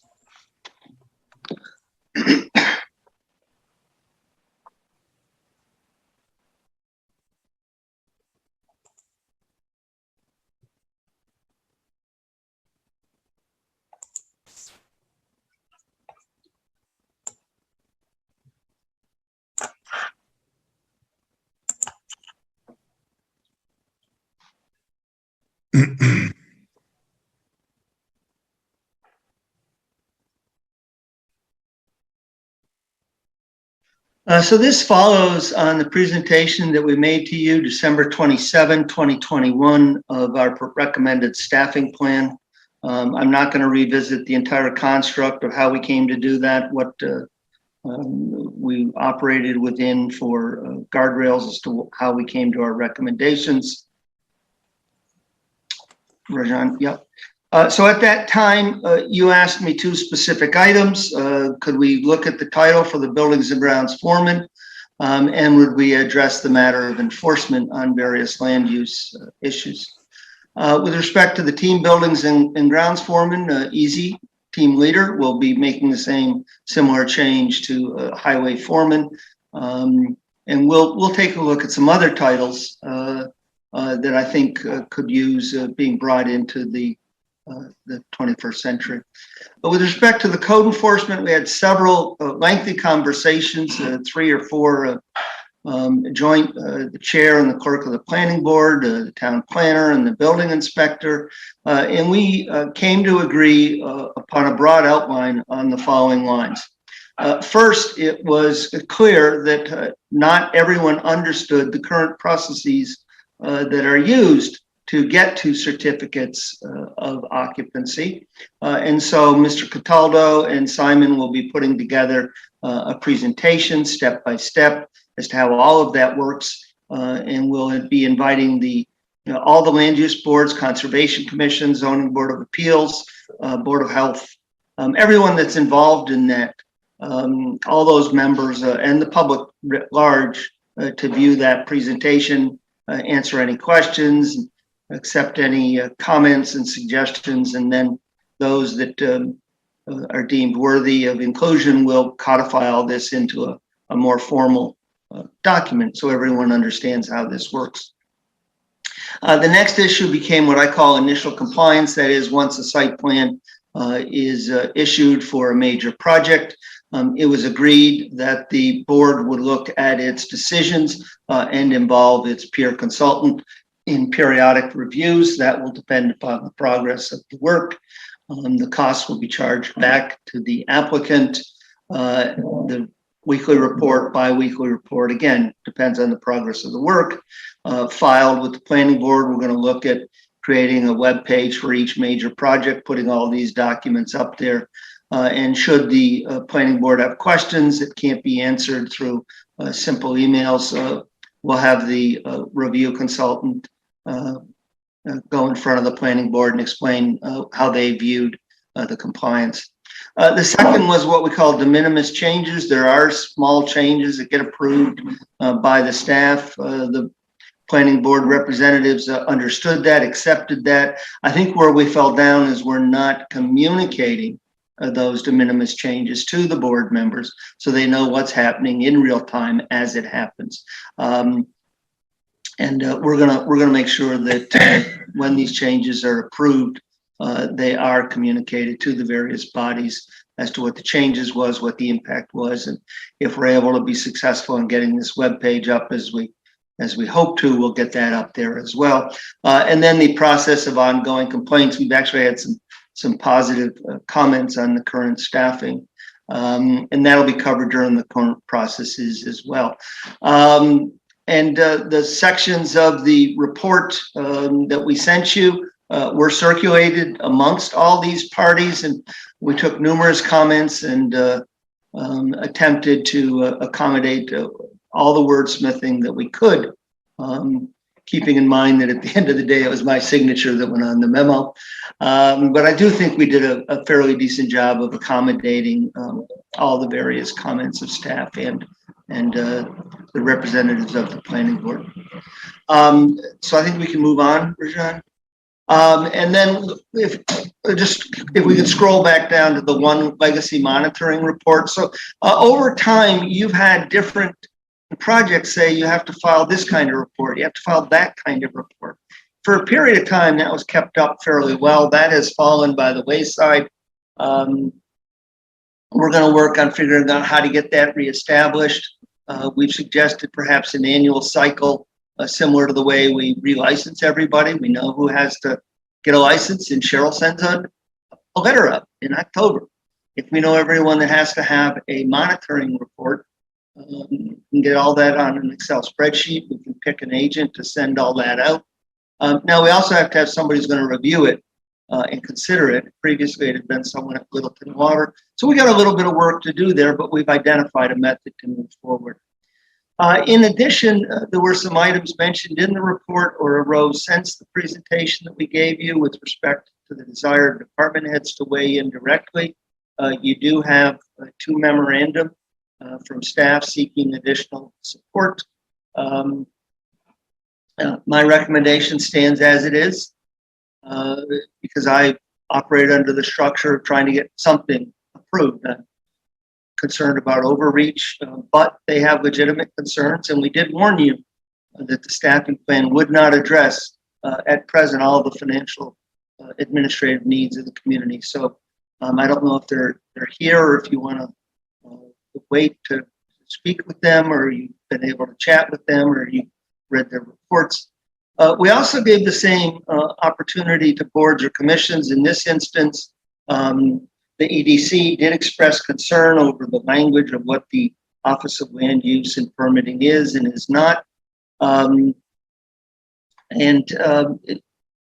think what the EDC's concern was, and Rich Gazzardi's here, he can speak to it, was to make sure that the support for economic development wasn't lost. The staff in this office will continue to provide administrative support to the EDC, as it does to all the boards and commissions, to the extent it has resources, recognizing that the primary responsibility is to those boards with statutory regulatory approvals and process they have to go through. So this is not the actual active promoters and cheerleaders, if you will, but I don't want to diminish the town's support for providing the assistance to the EDC and others who do engage in that active promotion and cheerleading, if you will. With respect to the final job descriptions, we had one personnel matter arising during the course.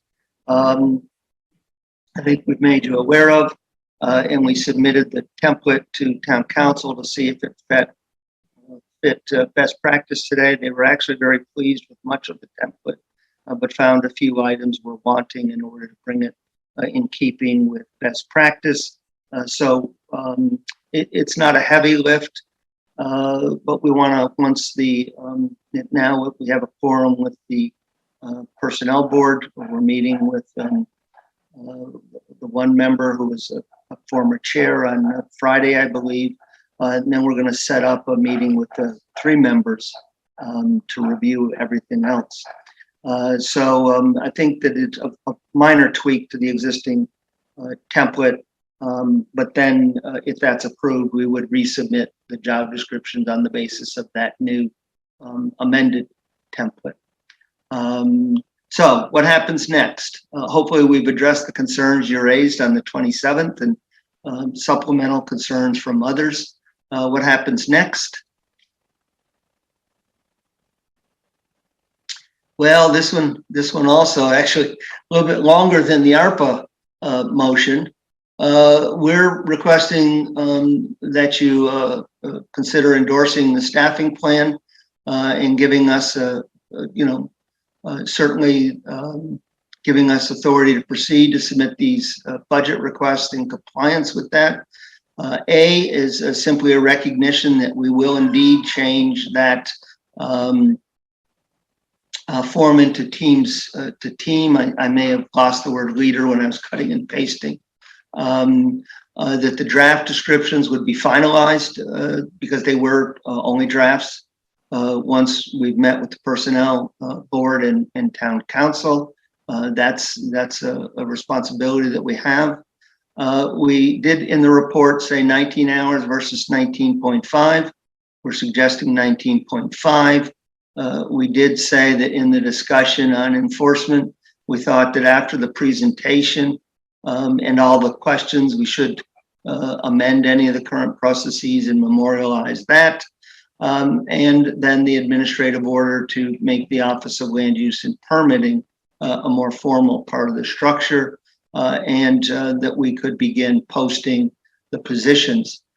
This would be important to getting the position into the Treasurer Collector's Office March 1, getting that department assistant for the rec March 1.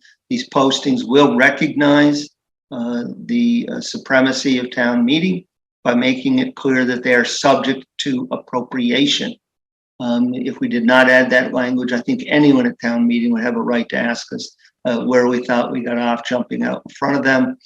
This is a way to kind of split that, let us get started, and yet recognize the supremacy of town meeting. I think that really covers, again, the motion report, I think, was fairly lengthy, certainly not as lengthy as the staffing plan itself.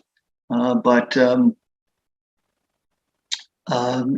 know, I'd be happy to answer any questions. We do have some questions that we raised in the report. Perhaps we can talk about tonight or at another time with respect to the personnel administration plan itself, recruitment and retention issues we've been discussing. We would like some signs of direction, either yes or no, or guidance from the board.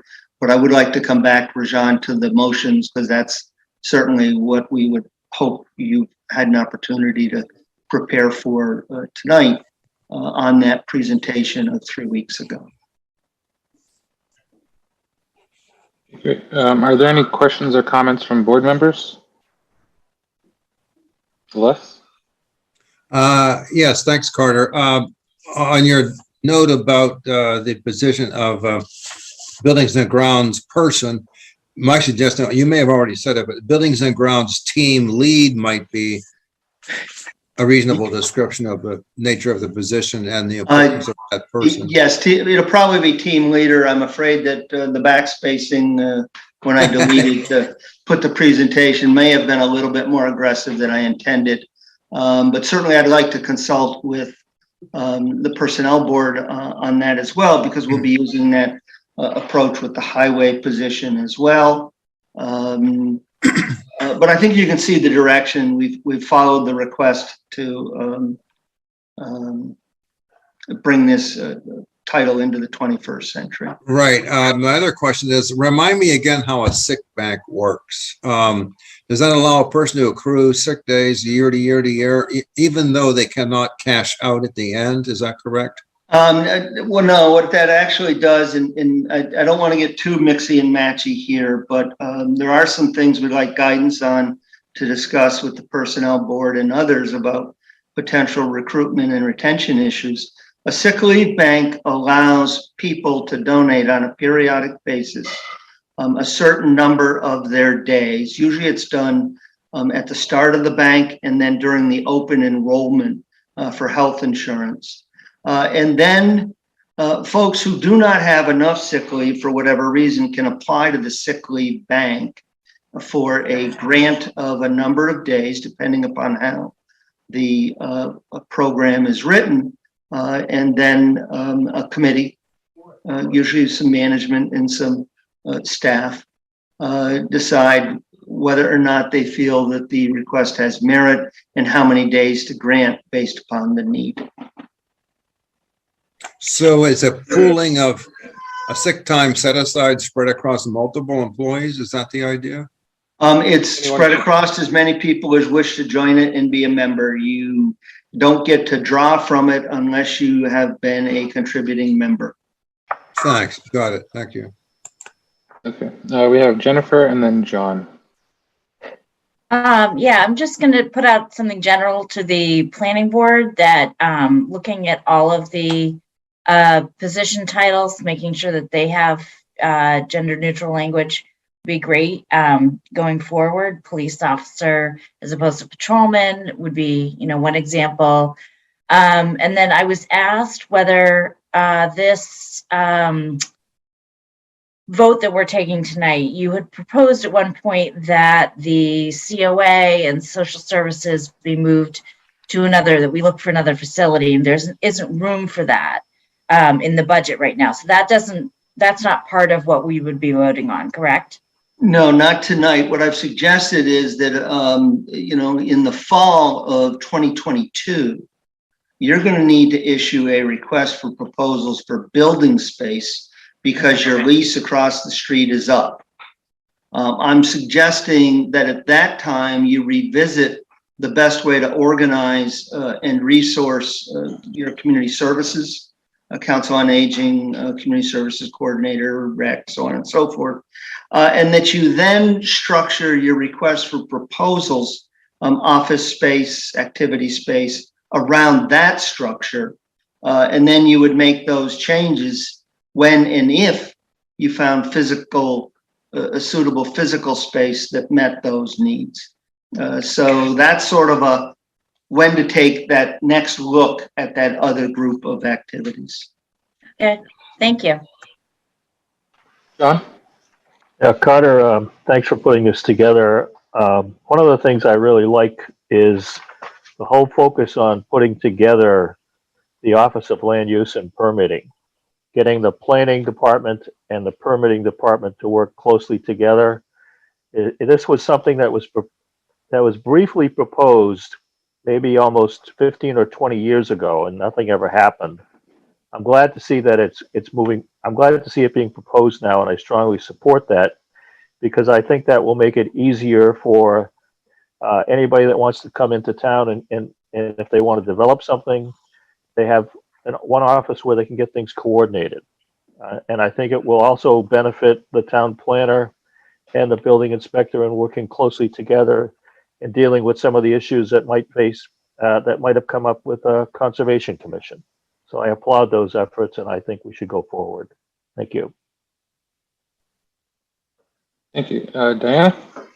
Yeah, I just want to clarify, because we don't have the document in front of us, that all of the positions and titles, with the exception of the buildings and grounds foreman, would remain the same as proposed in the December 23rd staffing plan. Is that correct, Carter? Essentially, I had discussions with the finance board. So for the purposes of the special town meeting, we'll be using the existing classification of administrative assistant. We'll work that through over the next few weeks with the personnel board and in the FY23 budget requests. But with that exception, yes, everything else would stay the same. Okay, thank you. Rich?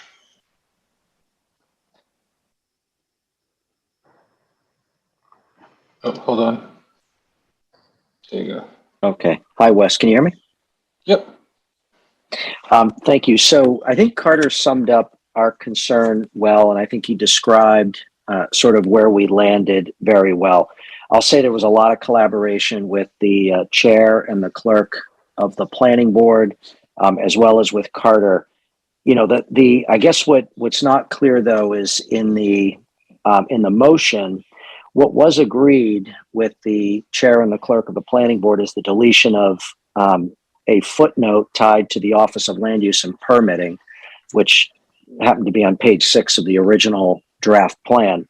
That footnote is what caused the concern and essentially saying what the office was not tasked with doing, specifically encouragement, sponsoring, or advocacy for development. And it raised questions as to the support of the Economic Development Committee from an administrative perspective, as well as its initiatives. And so there was agreement. I think the original comments did come from the clerk and the chair of the planning board. They agreed to delete it. I know, Carter, I think you had mentioned we'll redraft it. Look, I don't want to fuss over a footnote in the personnel, in the draft policy or the draft plan. I just want to go on record. And I'd like, I guess, confirmation that this board continues to support that the town planner and that office providing administrative support to the EDC and support of the EDC initiatives as it is part of the master plan, and certainly economic development is a part of planning overall.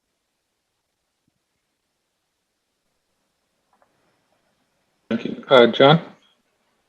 Yeah, I strongly support what Rich just said. The economic development was a proposal that was created as part of the master plan. It was something that was viewed as necessary so that we could do a proper analysis of how the town wants to develop economically. It was a challenge to put it in. We've had tremendous leadership from Rich and the whole team that's on the EDC right now. And I want to assure you, Rich, that we will do our best to make sure that you get the support you need. But as Carter mentioned, we have to support where there's a statutory requirement first, and I know you understand that, but we will make sure that you'll get the support you need because you've been doing a great job. It was a great job you did with the UMass study, finding appropriate areas for different types of development in town. And there was a tremendous amount of community engagement, and that's what's important. So Rich, thanks for that.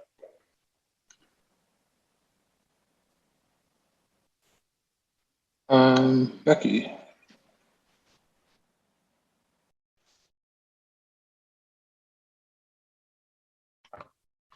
Thanks, Wes.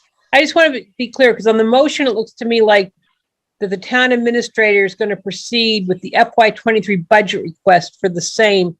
And I just want to make sure that in the budget for FY23, the only thing we'd be looking at adding would be the 2 positions that would be in the STM, right? Everything else would be a warrant article for ATM, just like we've always done. Am I correct?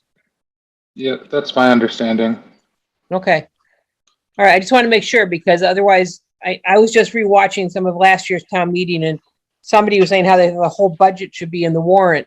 But if we start burying new positions in the warrant, in the budget, and we don't change the way we do the warrant, then it's going to be a big mess. So I don't want to see budget items made out of new positions. That should be warrant articles. Thanks. Yep. Sheila? I think my question is somewhat similar to Becky's, in that I was trying to just be clear, and I know there's a lot. there was a lot in the presentation that hinged on the personnel board being able to meet again, but the fact that this is a draft motion, that because typically when we're changing job descriptions, or not job descriptions, but adding positions to the plan, there would be a process for a public hearing and warrant articles. Wes, if I might? Yep. I would certainly anticipate we'll still go through that process. However, we wouldn't start down that road without the board sign off on this. If the board said to us, no, we're not going to support this staffing plan, we simply wouldn't have continued down the path. So we'll still need that public hearing and consultation process. But knowing the board is supportive of moving down that path. Does that answer your question, Sheila? I think so. Okay. So I guess I also just want to take a minute to, I guess, kind of separate this from the additional requests for staff from the 2 departments in town hall right now for request for assistance. And so I guess I want to be explicitly clear that by doing this, this does not exclude us from adding a warrant article at the town meeting, at the upcoming annual town meeting, or a subsequent town meeting. However, this is just pertaining to the initial recommendations of the town administrator.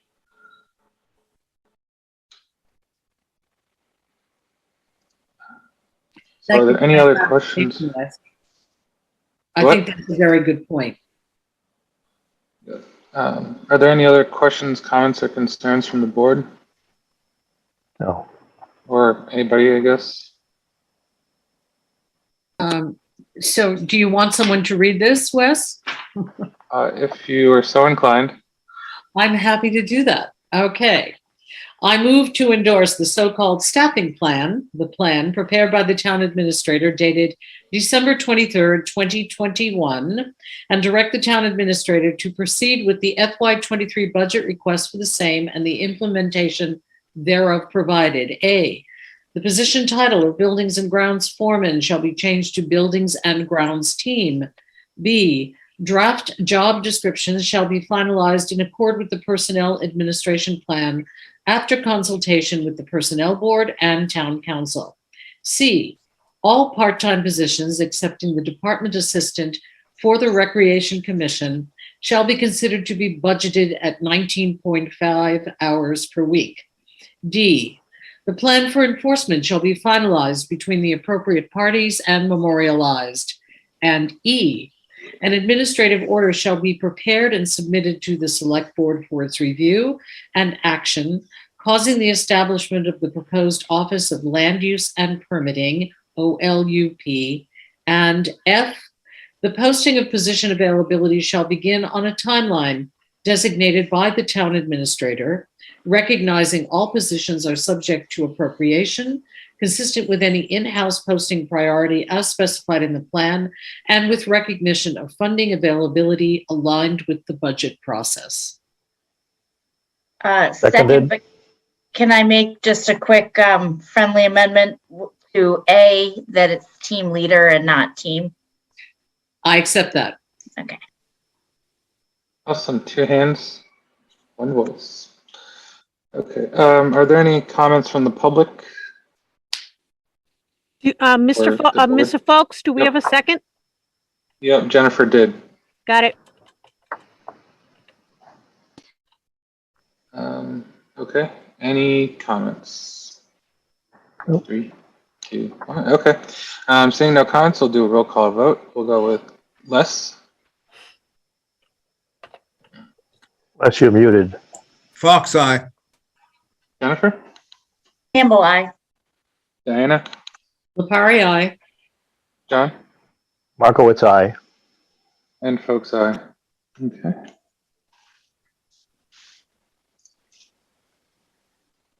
Thank you.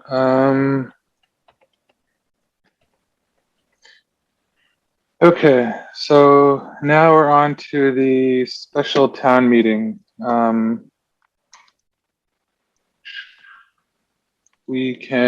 entertain a motion to approve the special town meeting warrant as presented. Or Jennifer?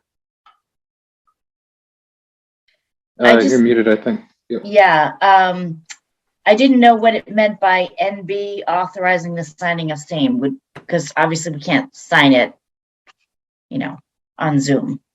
I didn't know what that meant. I think it's a note, sure, or Yeah, so because you're meeting virtually, you'll be signing virtually.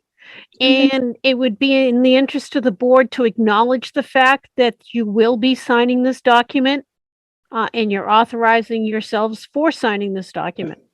Okay.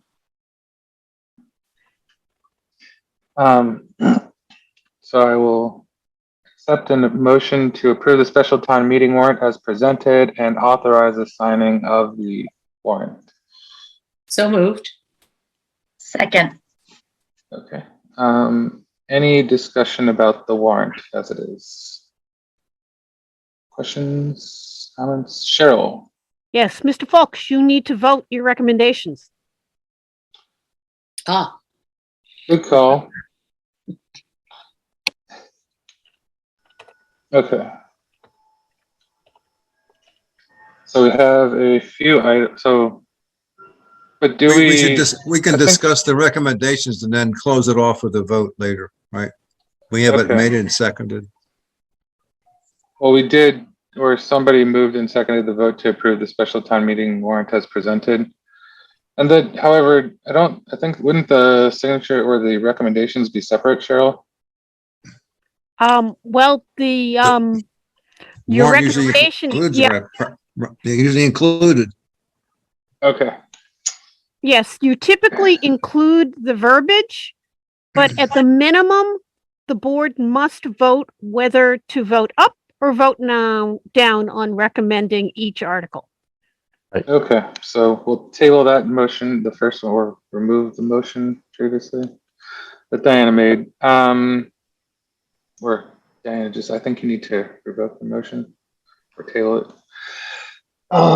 Okay, so we have the first item then, which is the paying our bills. So I'll I'll entertain a motion to recommend this article. So I'll make moved. a motion. And John, you can second. I'll second it. Okay, great. Does anyone not want to pay our bills? Nope. Okay. Any other discussions, Cheryl?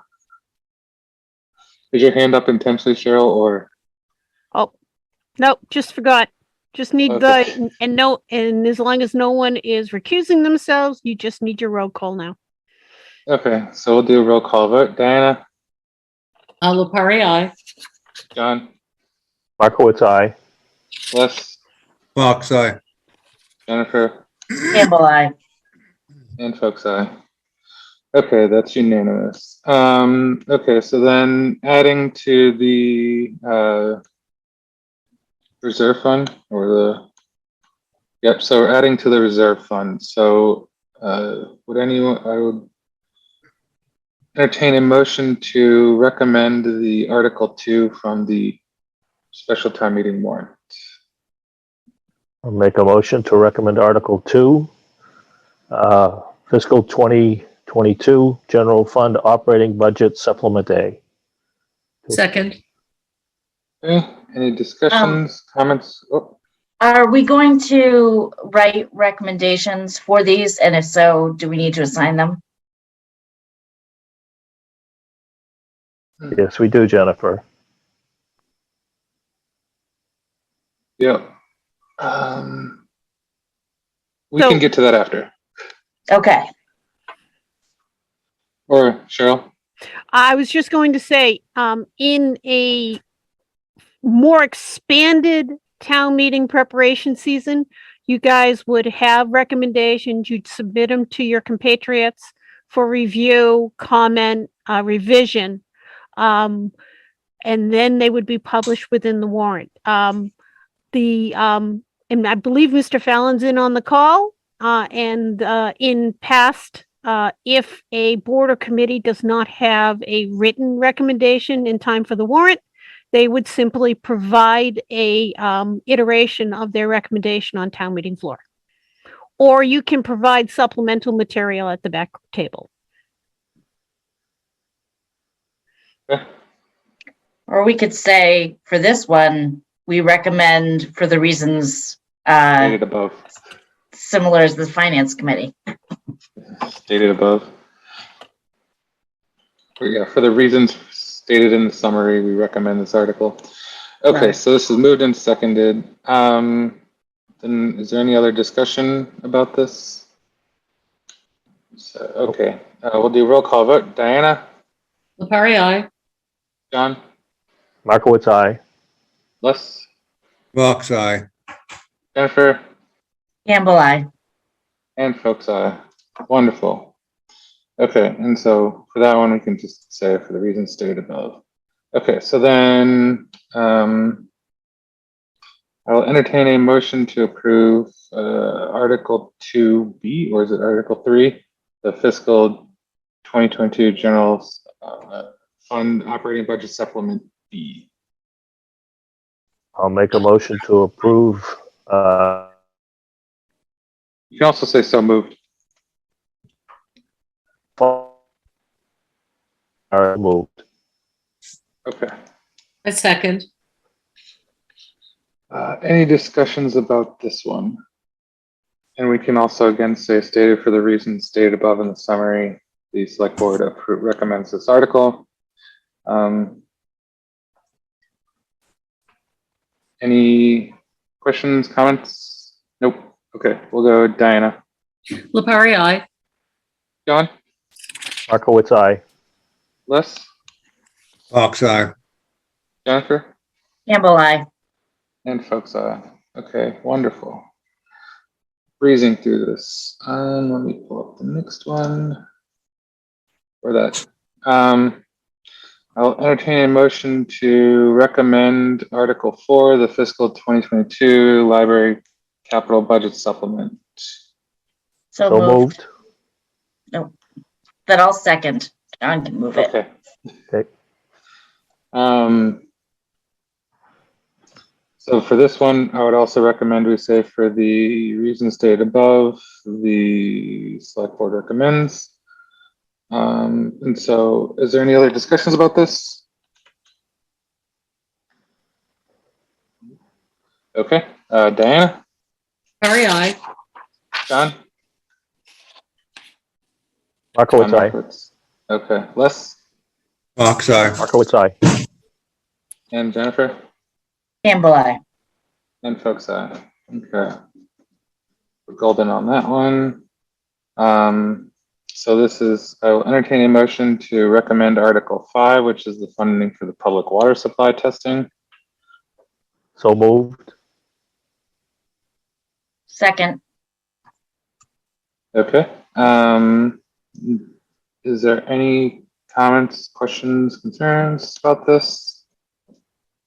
I just would like to say that whatever goes forward, because I have some concerns about getting into public water supplies, but whatever goes forward, I do think it's important for us to certainly test water and provide, possibly going forward, providing an assurance that the town of Boxborough has access to significant water moving forward into the future, whatever might happen. So I am in favor of this particular article. No other comments? Then I guess we'll start with Diana. Lepari, aye. John? Markowitz, Aye.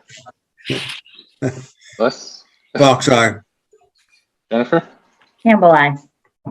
And folks eye. Wonderful. And Mr. Folks, are you going to put any kind of recommendation or? I thought there was a recommendation in here already. All right, there is. I'm sorry. Yep. And then the next one, which is the recruitment expenses of the town administrator. And so I'll entertain a motion to approve Article 6, which is recruitment expenses of a town administrator. So moved. Second. Whatever. Dealer's choice. Okay. Yeah. So just for clarification, this is to request money to retain a recruitment firm, and their process for the town administrator selection is separate and was also outlined in a memo from Carter for his recommendations for how to best proceed forward for that. But this one is just mainly regarding the appropriation of the funds to pay a recruitment firm. So, if there's any other comments, questions? No? Okay. Diana? Lepari, aye. John? Markowitz, aye. Les? Fox eye. Jennifer? Campbell, I. And folks eye. Okay. So I think that's all of them. And so now back to the fun part. I will entertain a motion to approve the special town meeting warrant as revised with recommendations and authorize the signing of the warrant. So moved. Second. Okay. Any discussions? Nope. Okay. We'll go Diana. Lepari, aye. John? Markowitz, aye. Les? Fox eye. Jennifer? Campbell, I. And folks eye.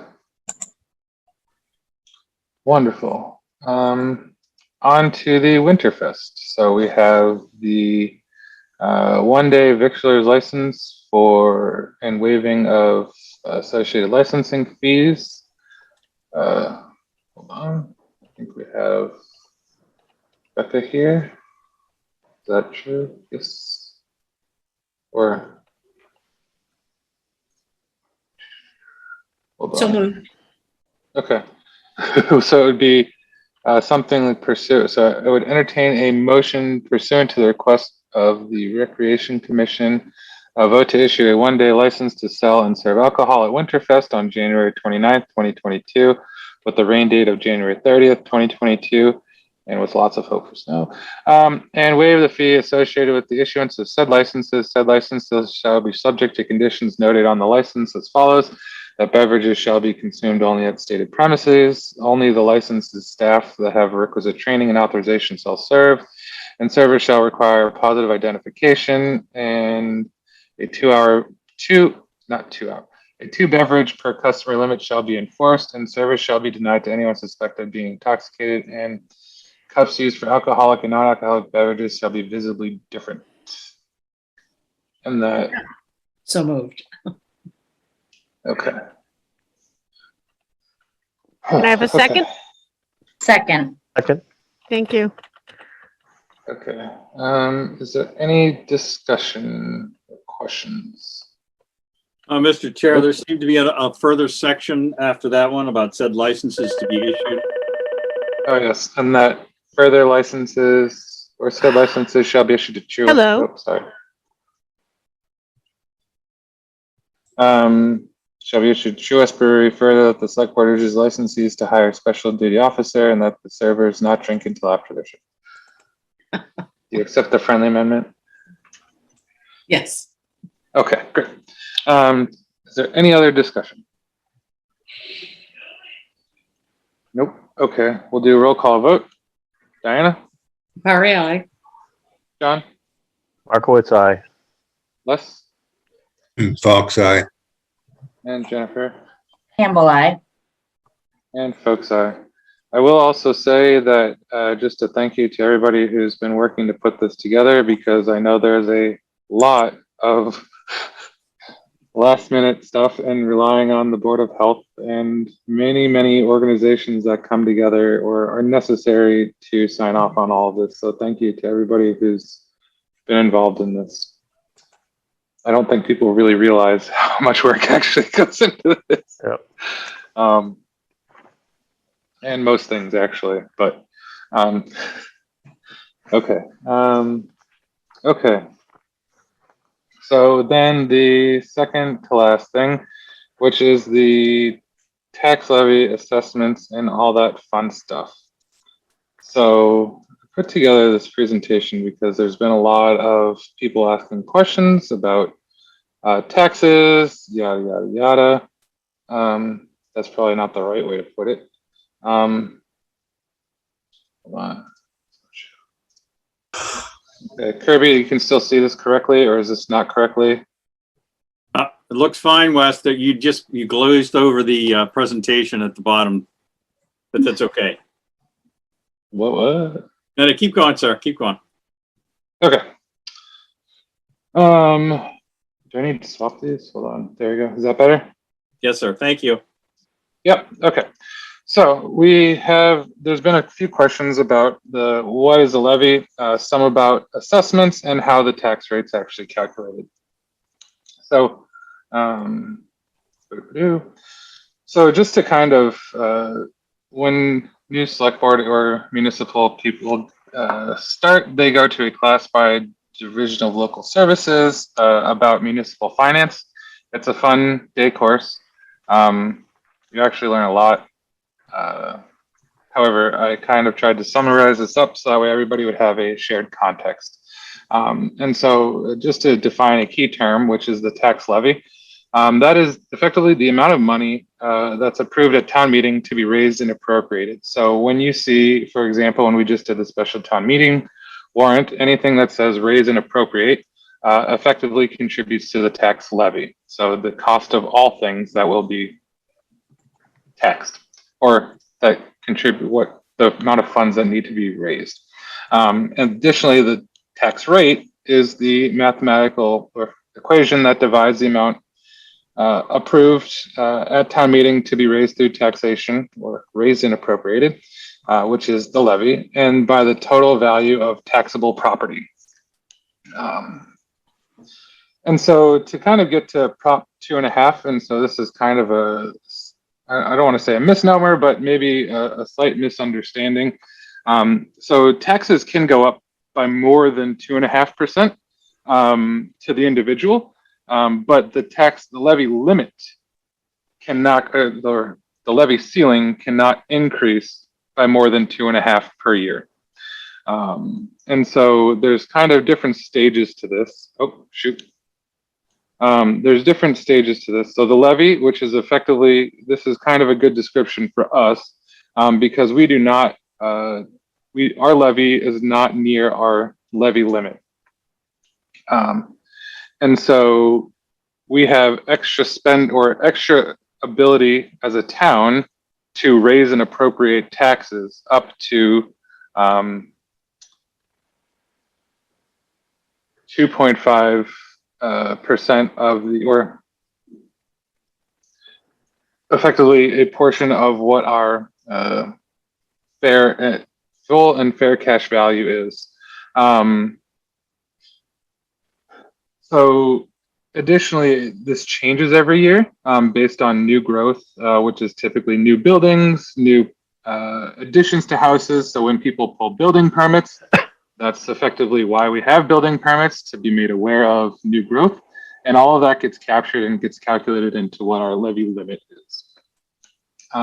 If anybody has any more or questions about Proposition 250 or 2.5, this is the website to go to that details that, and they have a bunch of short videos that you can watch. They're very informative.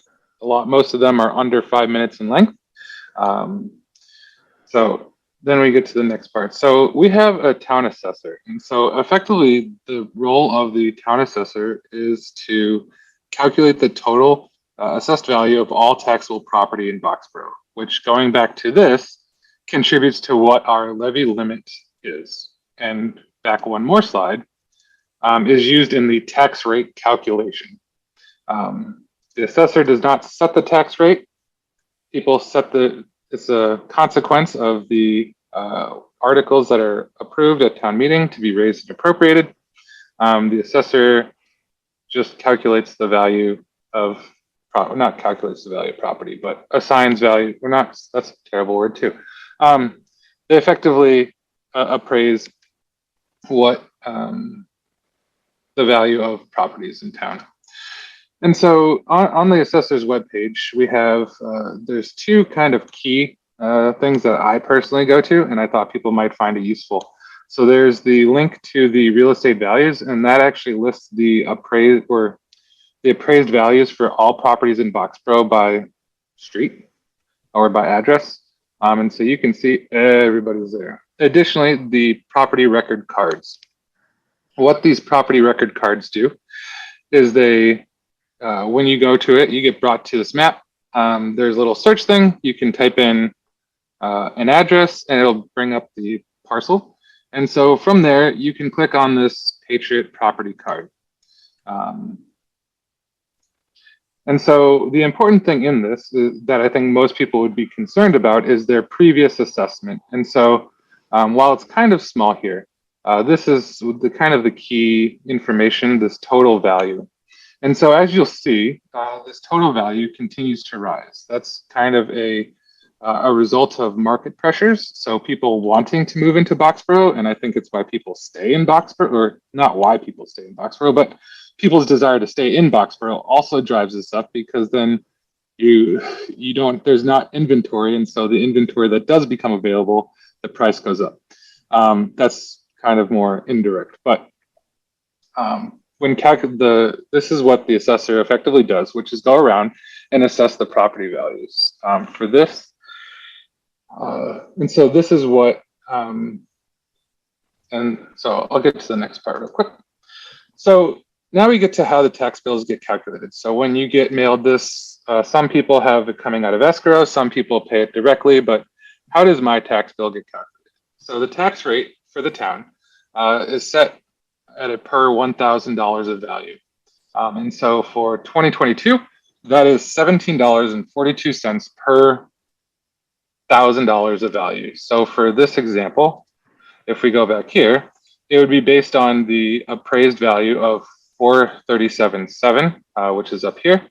And that would be the, so that would be 437.7 times 17.42 would be this parcel's tax assessment. And so that's how these bills that we receive get calculated. And so just to kind of show the historical tax rates per thousand, There are some times where you'll notice that it is in the negative. It's a negative increase, so the tax rate actually goes down. That's from a few factors. Typically, when you see this, this means that there's a substantial new value calculated. Additionally, new value is not captured and is not really taken into account until the following year.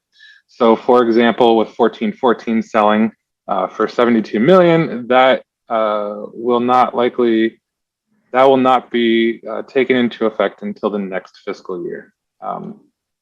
So your tax bill will not go down tomorrow.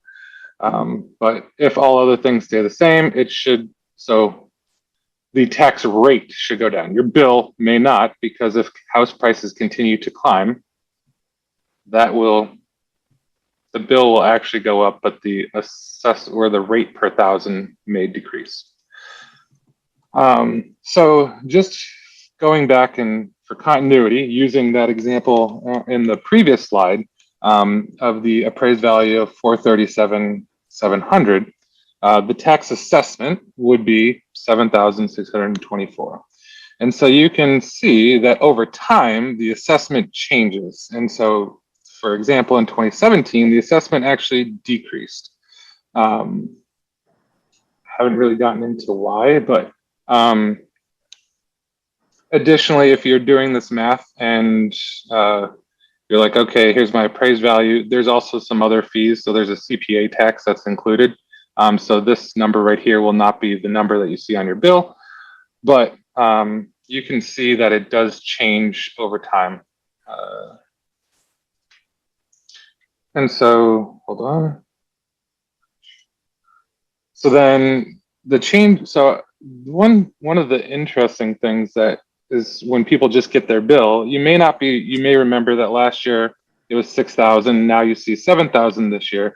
But we also don't send out the previous appraised values in the bill. And so if your appraised value, you do not believe that your appraised value is what is shown, you can request an abatement, and there is a process for that. I do believe they have to be filed by February 1st. And I apologize to Linda in advance if now she gets a flood of abatement requests.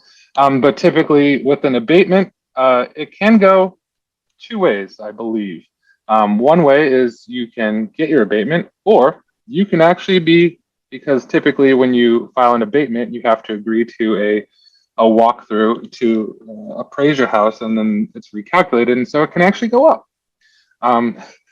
So just be aware of that before you choose to file an abatement.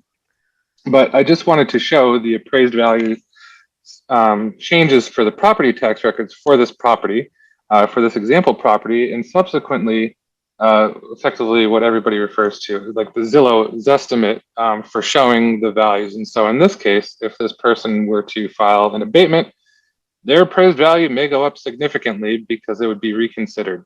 And I'm not saying that the Zillow estimate is where what the actual appraisal would come in at, but I would personally say that most of the properties in town are significantly under appraised. I'm sorry, everybody, but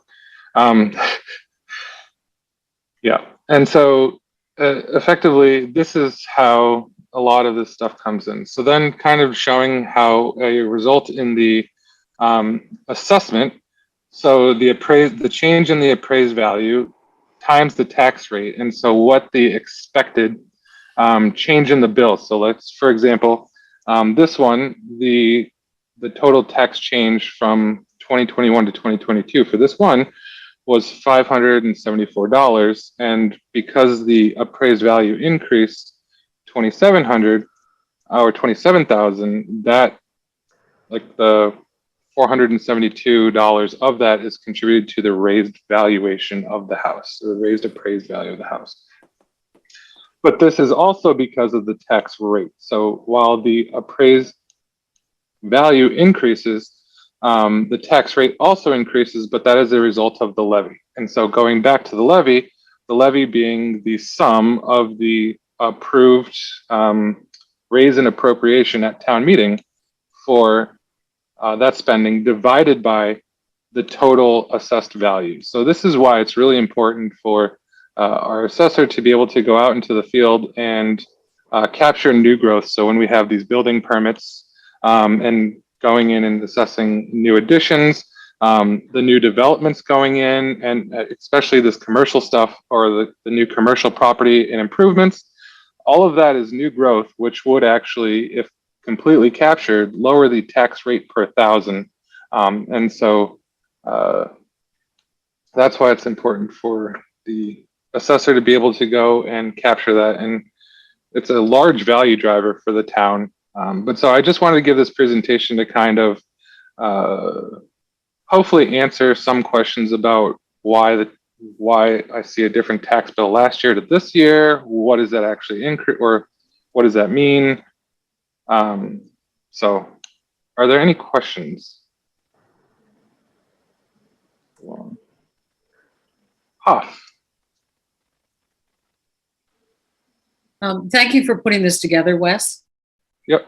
I think it is very useful for everyone to have another look at how this is all calculated. Off. Okay. I just asked him to unmute. Hi, thanks, Wes. And actually, it's Susan. I'm using my husband. Well, it says it on Zoom. So Yeah. So here's my question. Can you tell me if the June 2021 annual town meeting warrant articles that required borrowing were bonded or were bans issued? And there was borrowing was $2,585,000. I can't answer that right now, but I can get the answer for you and let you know.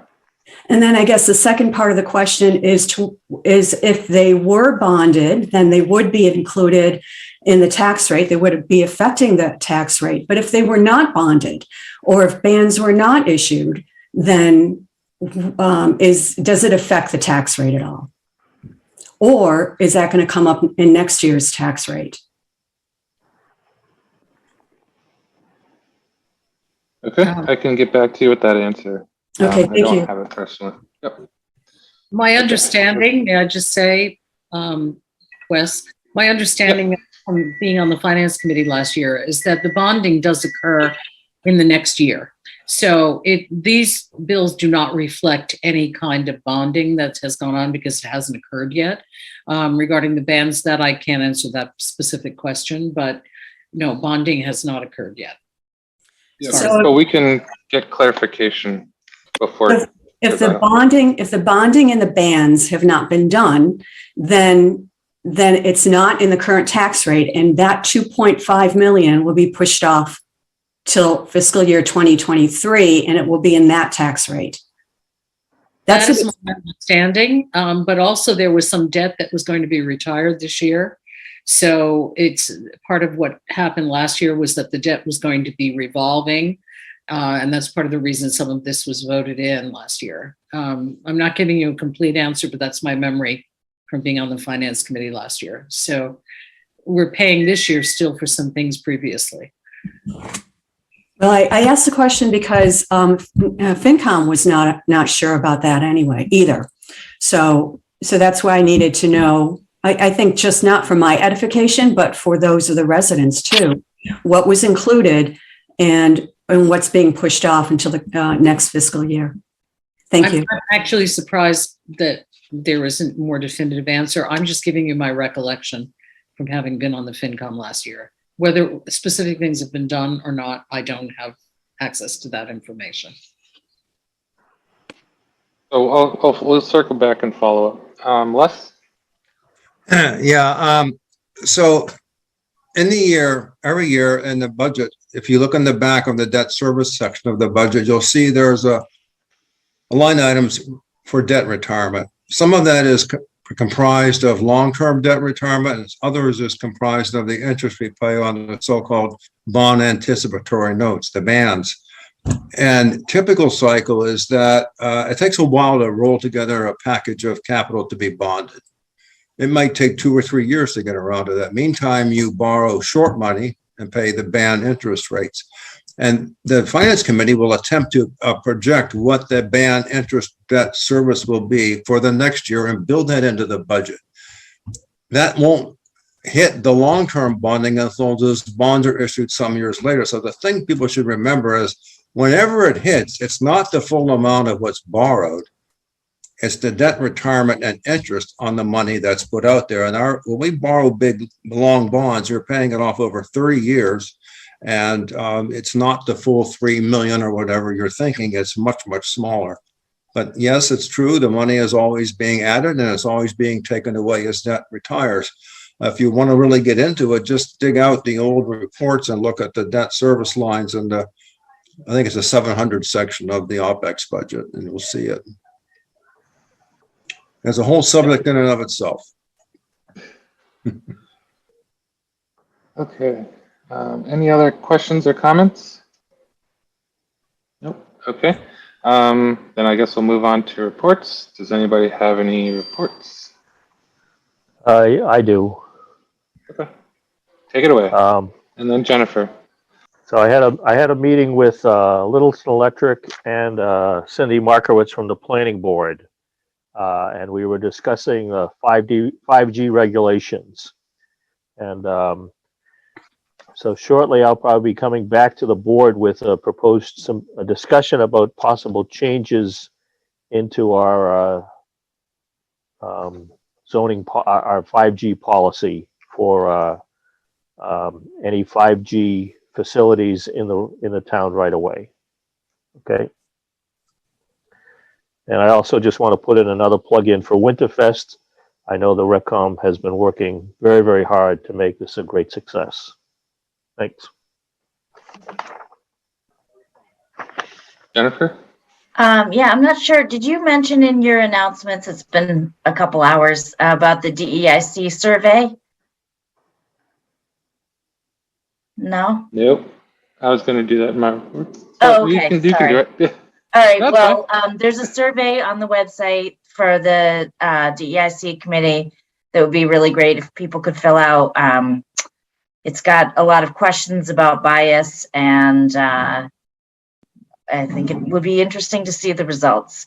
And the other thing is that the library is doing, what does she call it, a strategic planning advisory committee. And that's to talk about the strategies for developing the library strategic plan for fiscal years 2023 to 2027.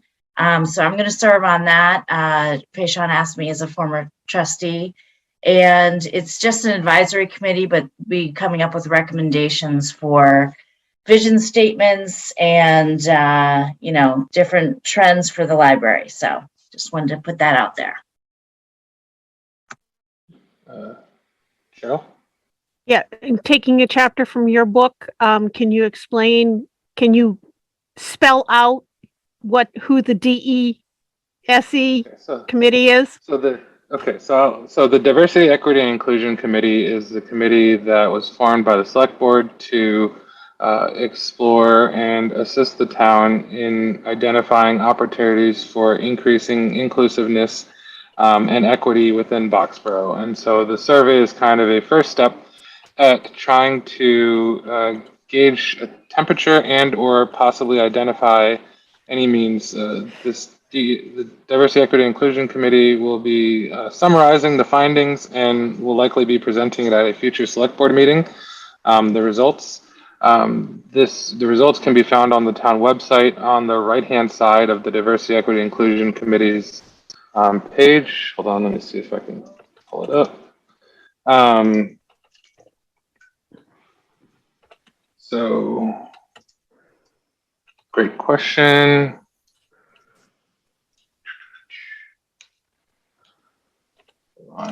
There are shortcuts in the announcements, but if you're impatient or just don't like looking at those things, you can come here, the town's website, Diversity, Equity, and Inclusion, and the links to the survey and information. So it's in English and Chinese. Additionally, there is you're able to print out a copy of Portuguese, or there are copies available at the library as well to fill out. And so these will be collected, tabulated, and summarized, and having a report back to the select board and just for sharing that education and knowledge.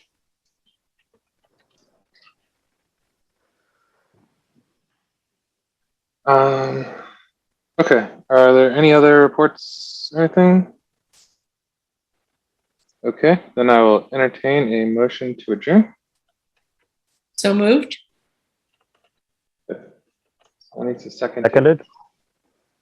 Seconded? Okay, is there any other discussions about it? Or do people want to stay around? Nope. Okay, great, we'll do roll call vote. John? Markowitz, aye. Diana? Lepari, aye. Jennifer? Campbell, aye. Les? Fox eye. And folks, thank you everyone. Have a wonderful evening.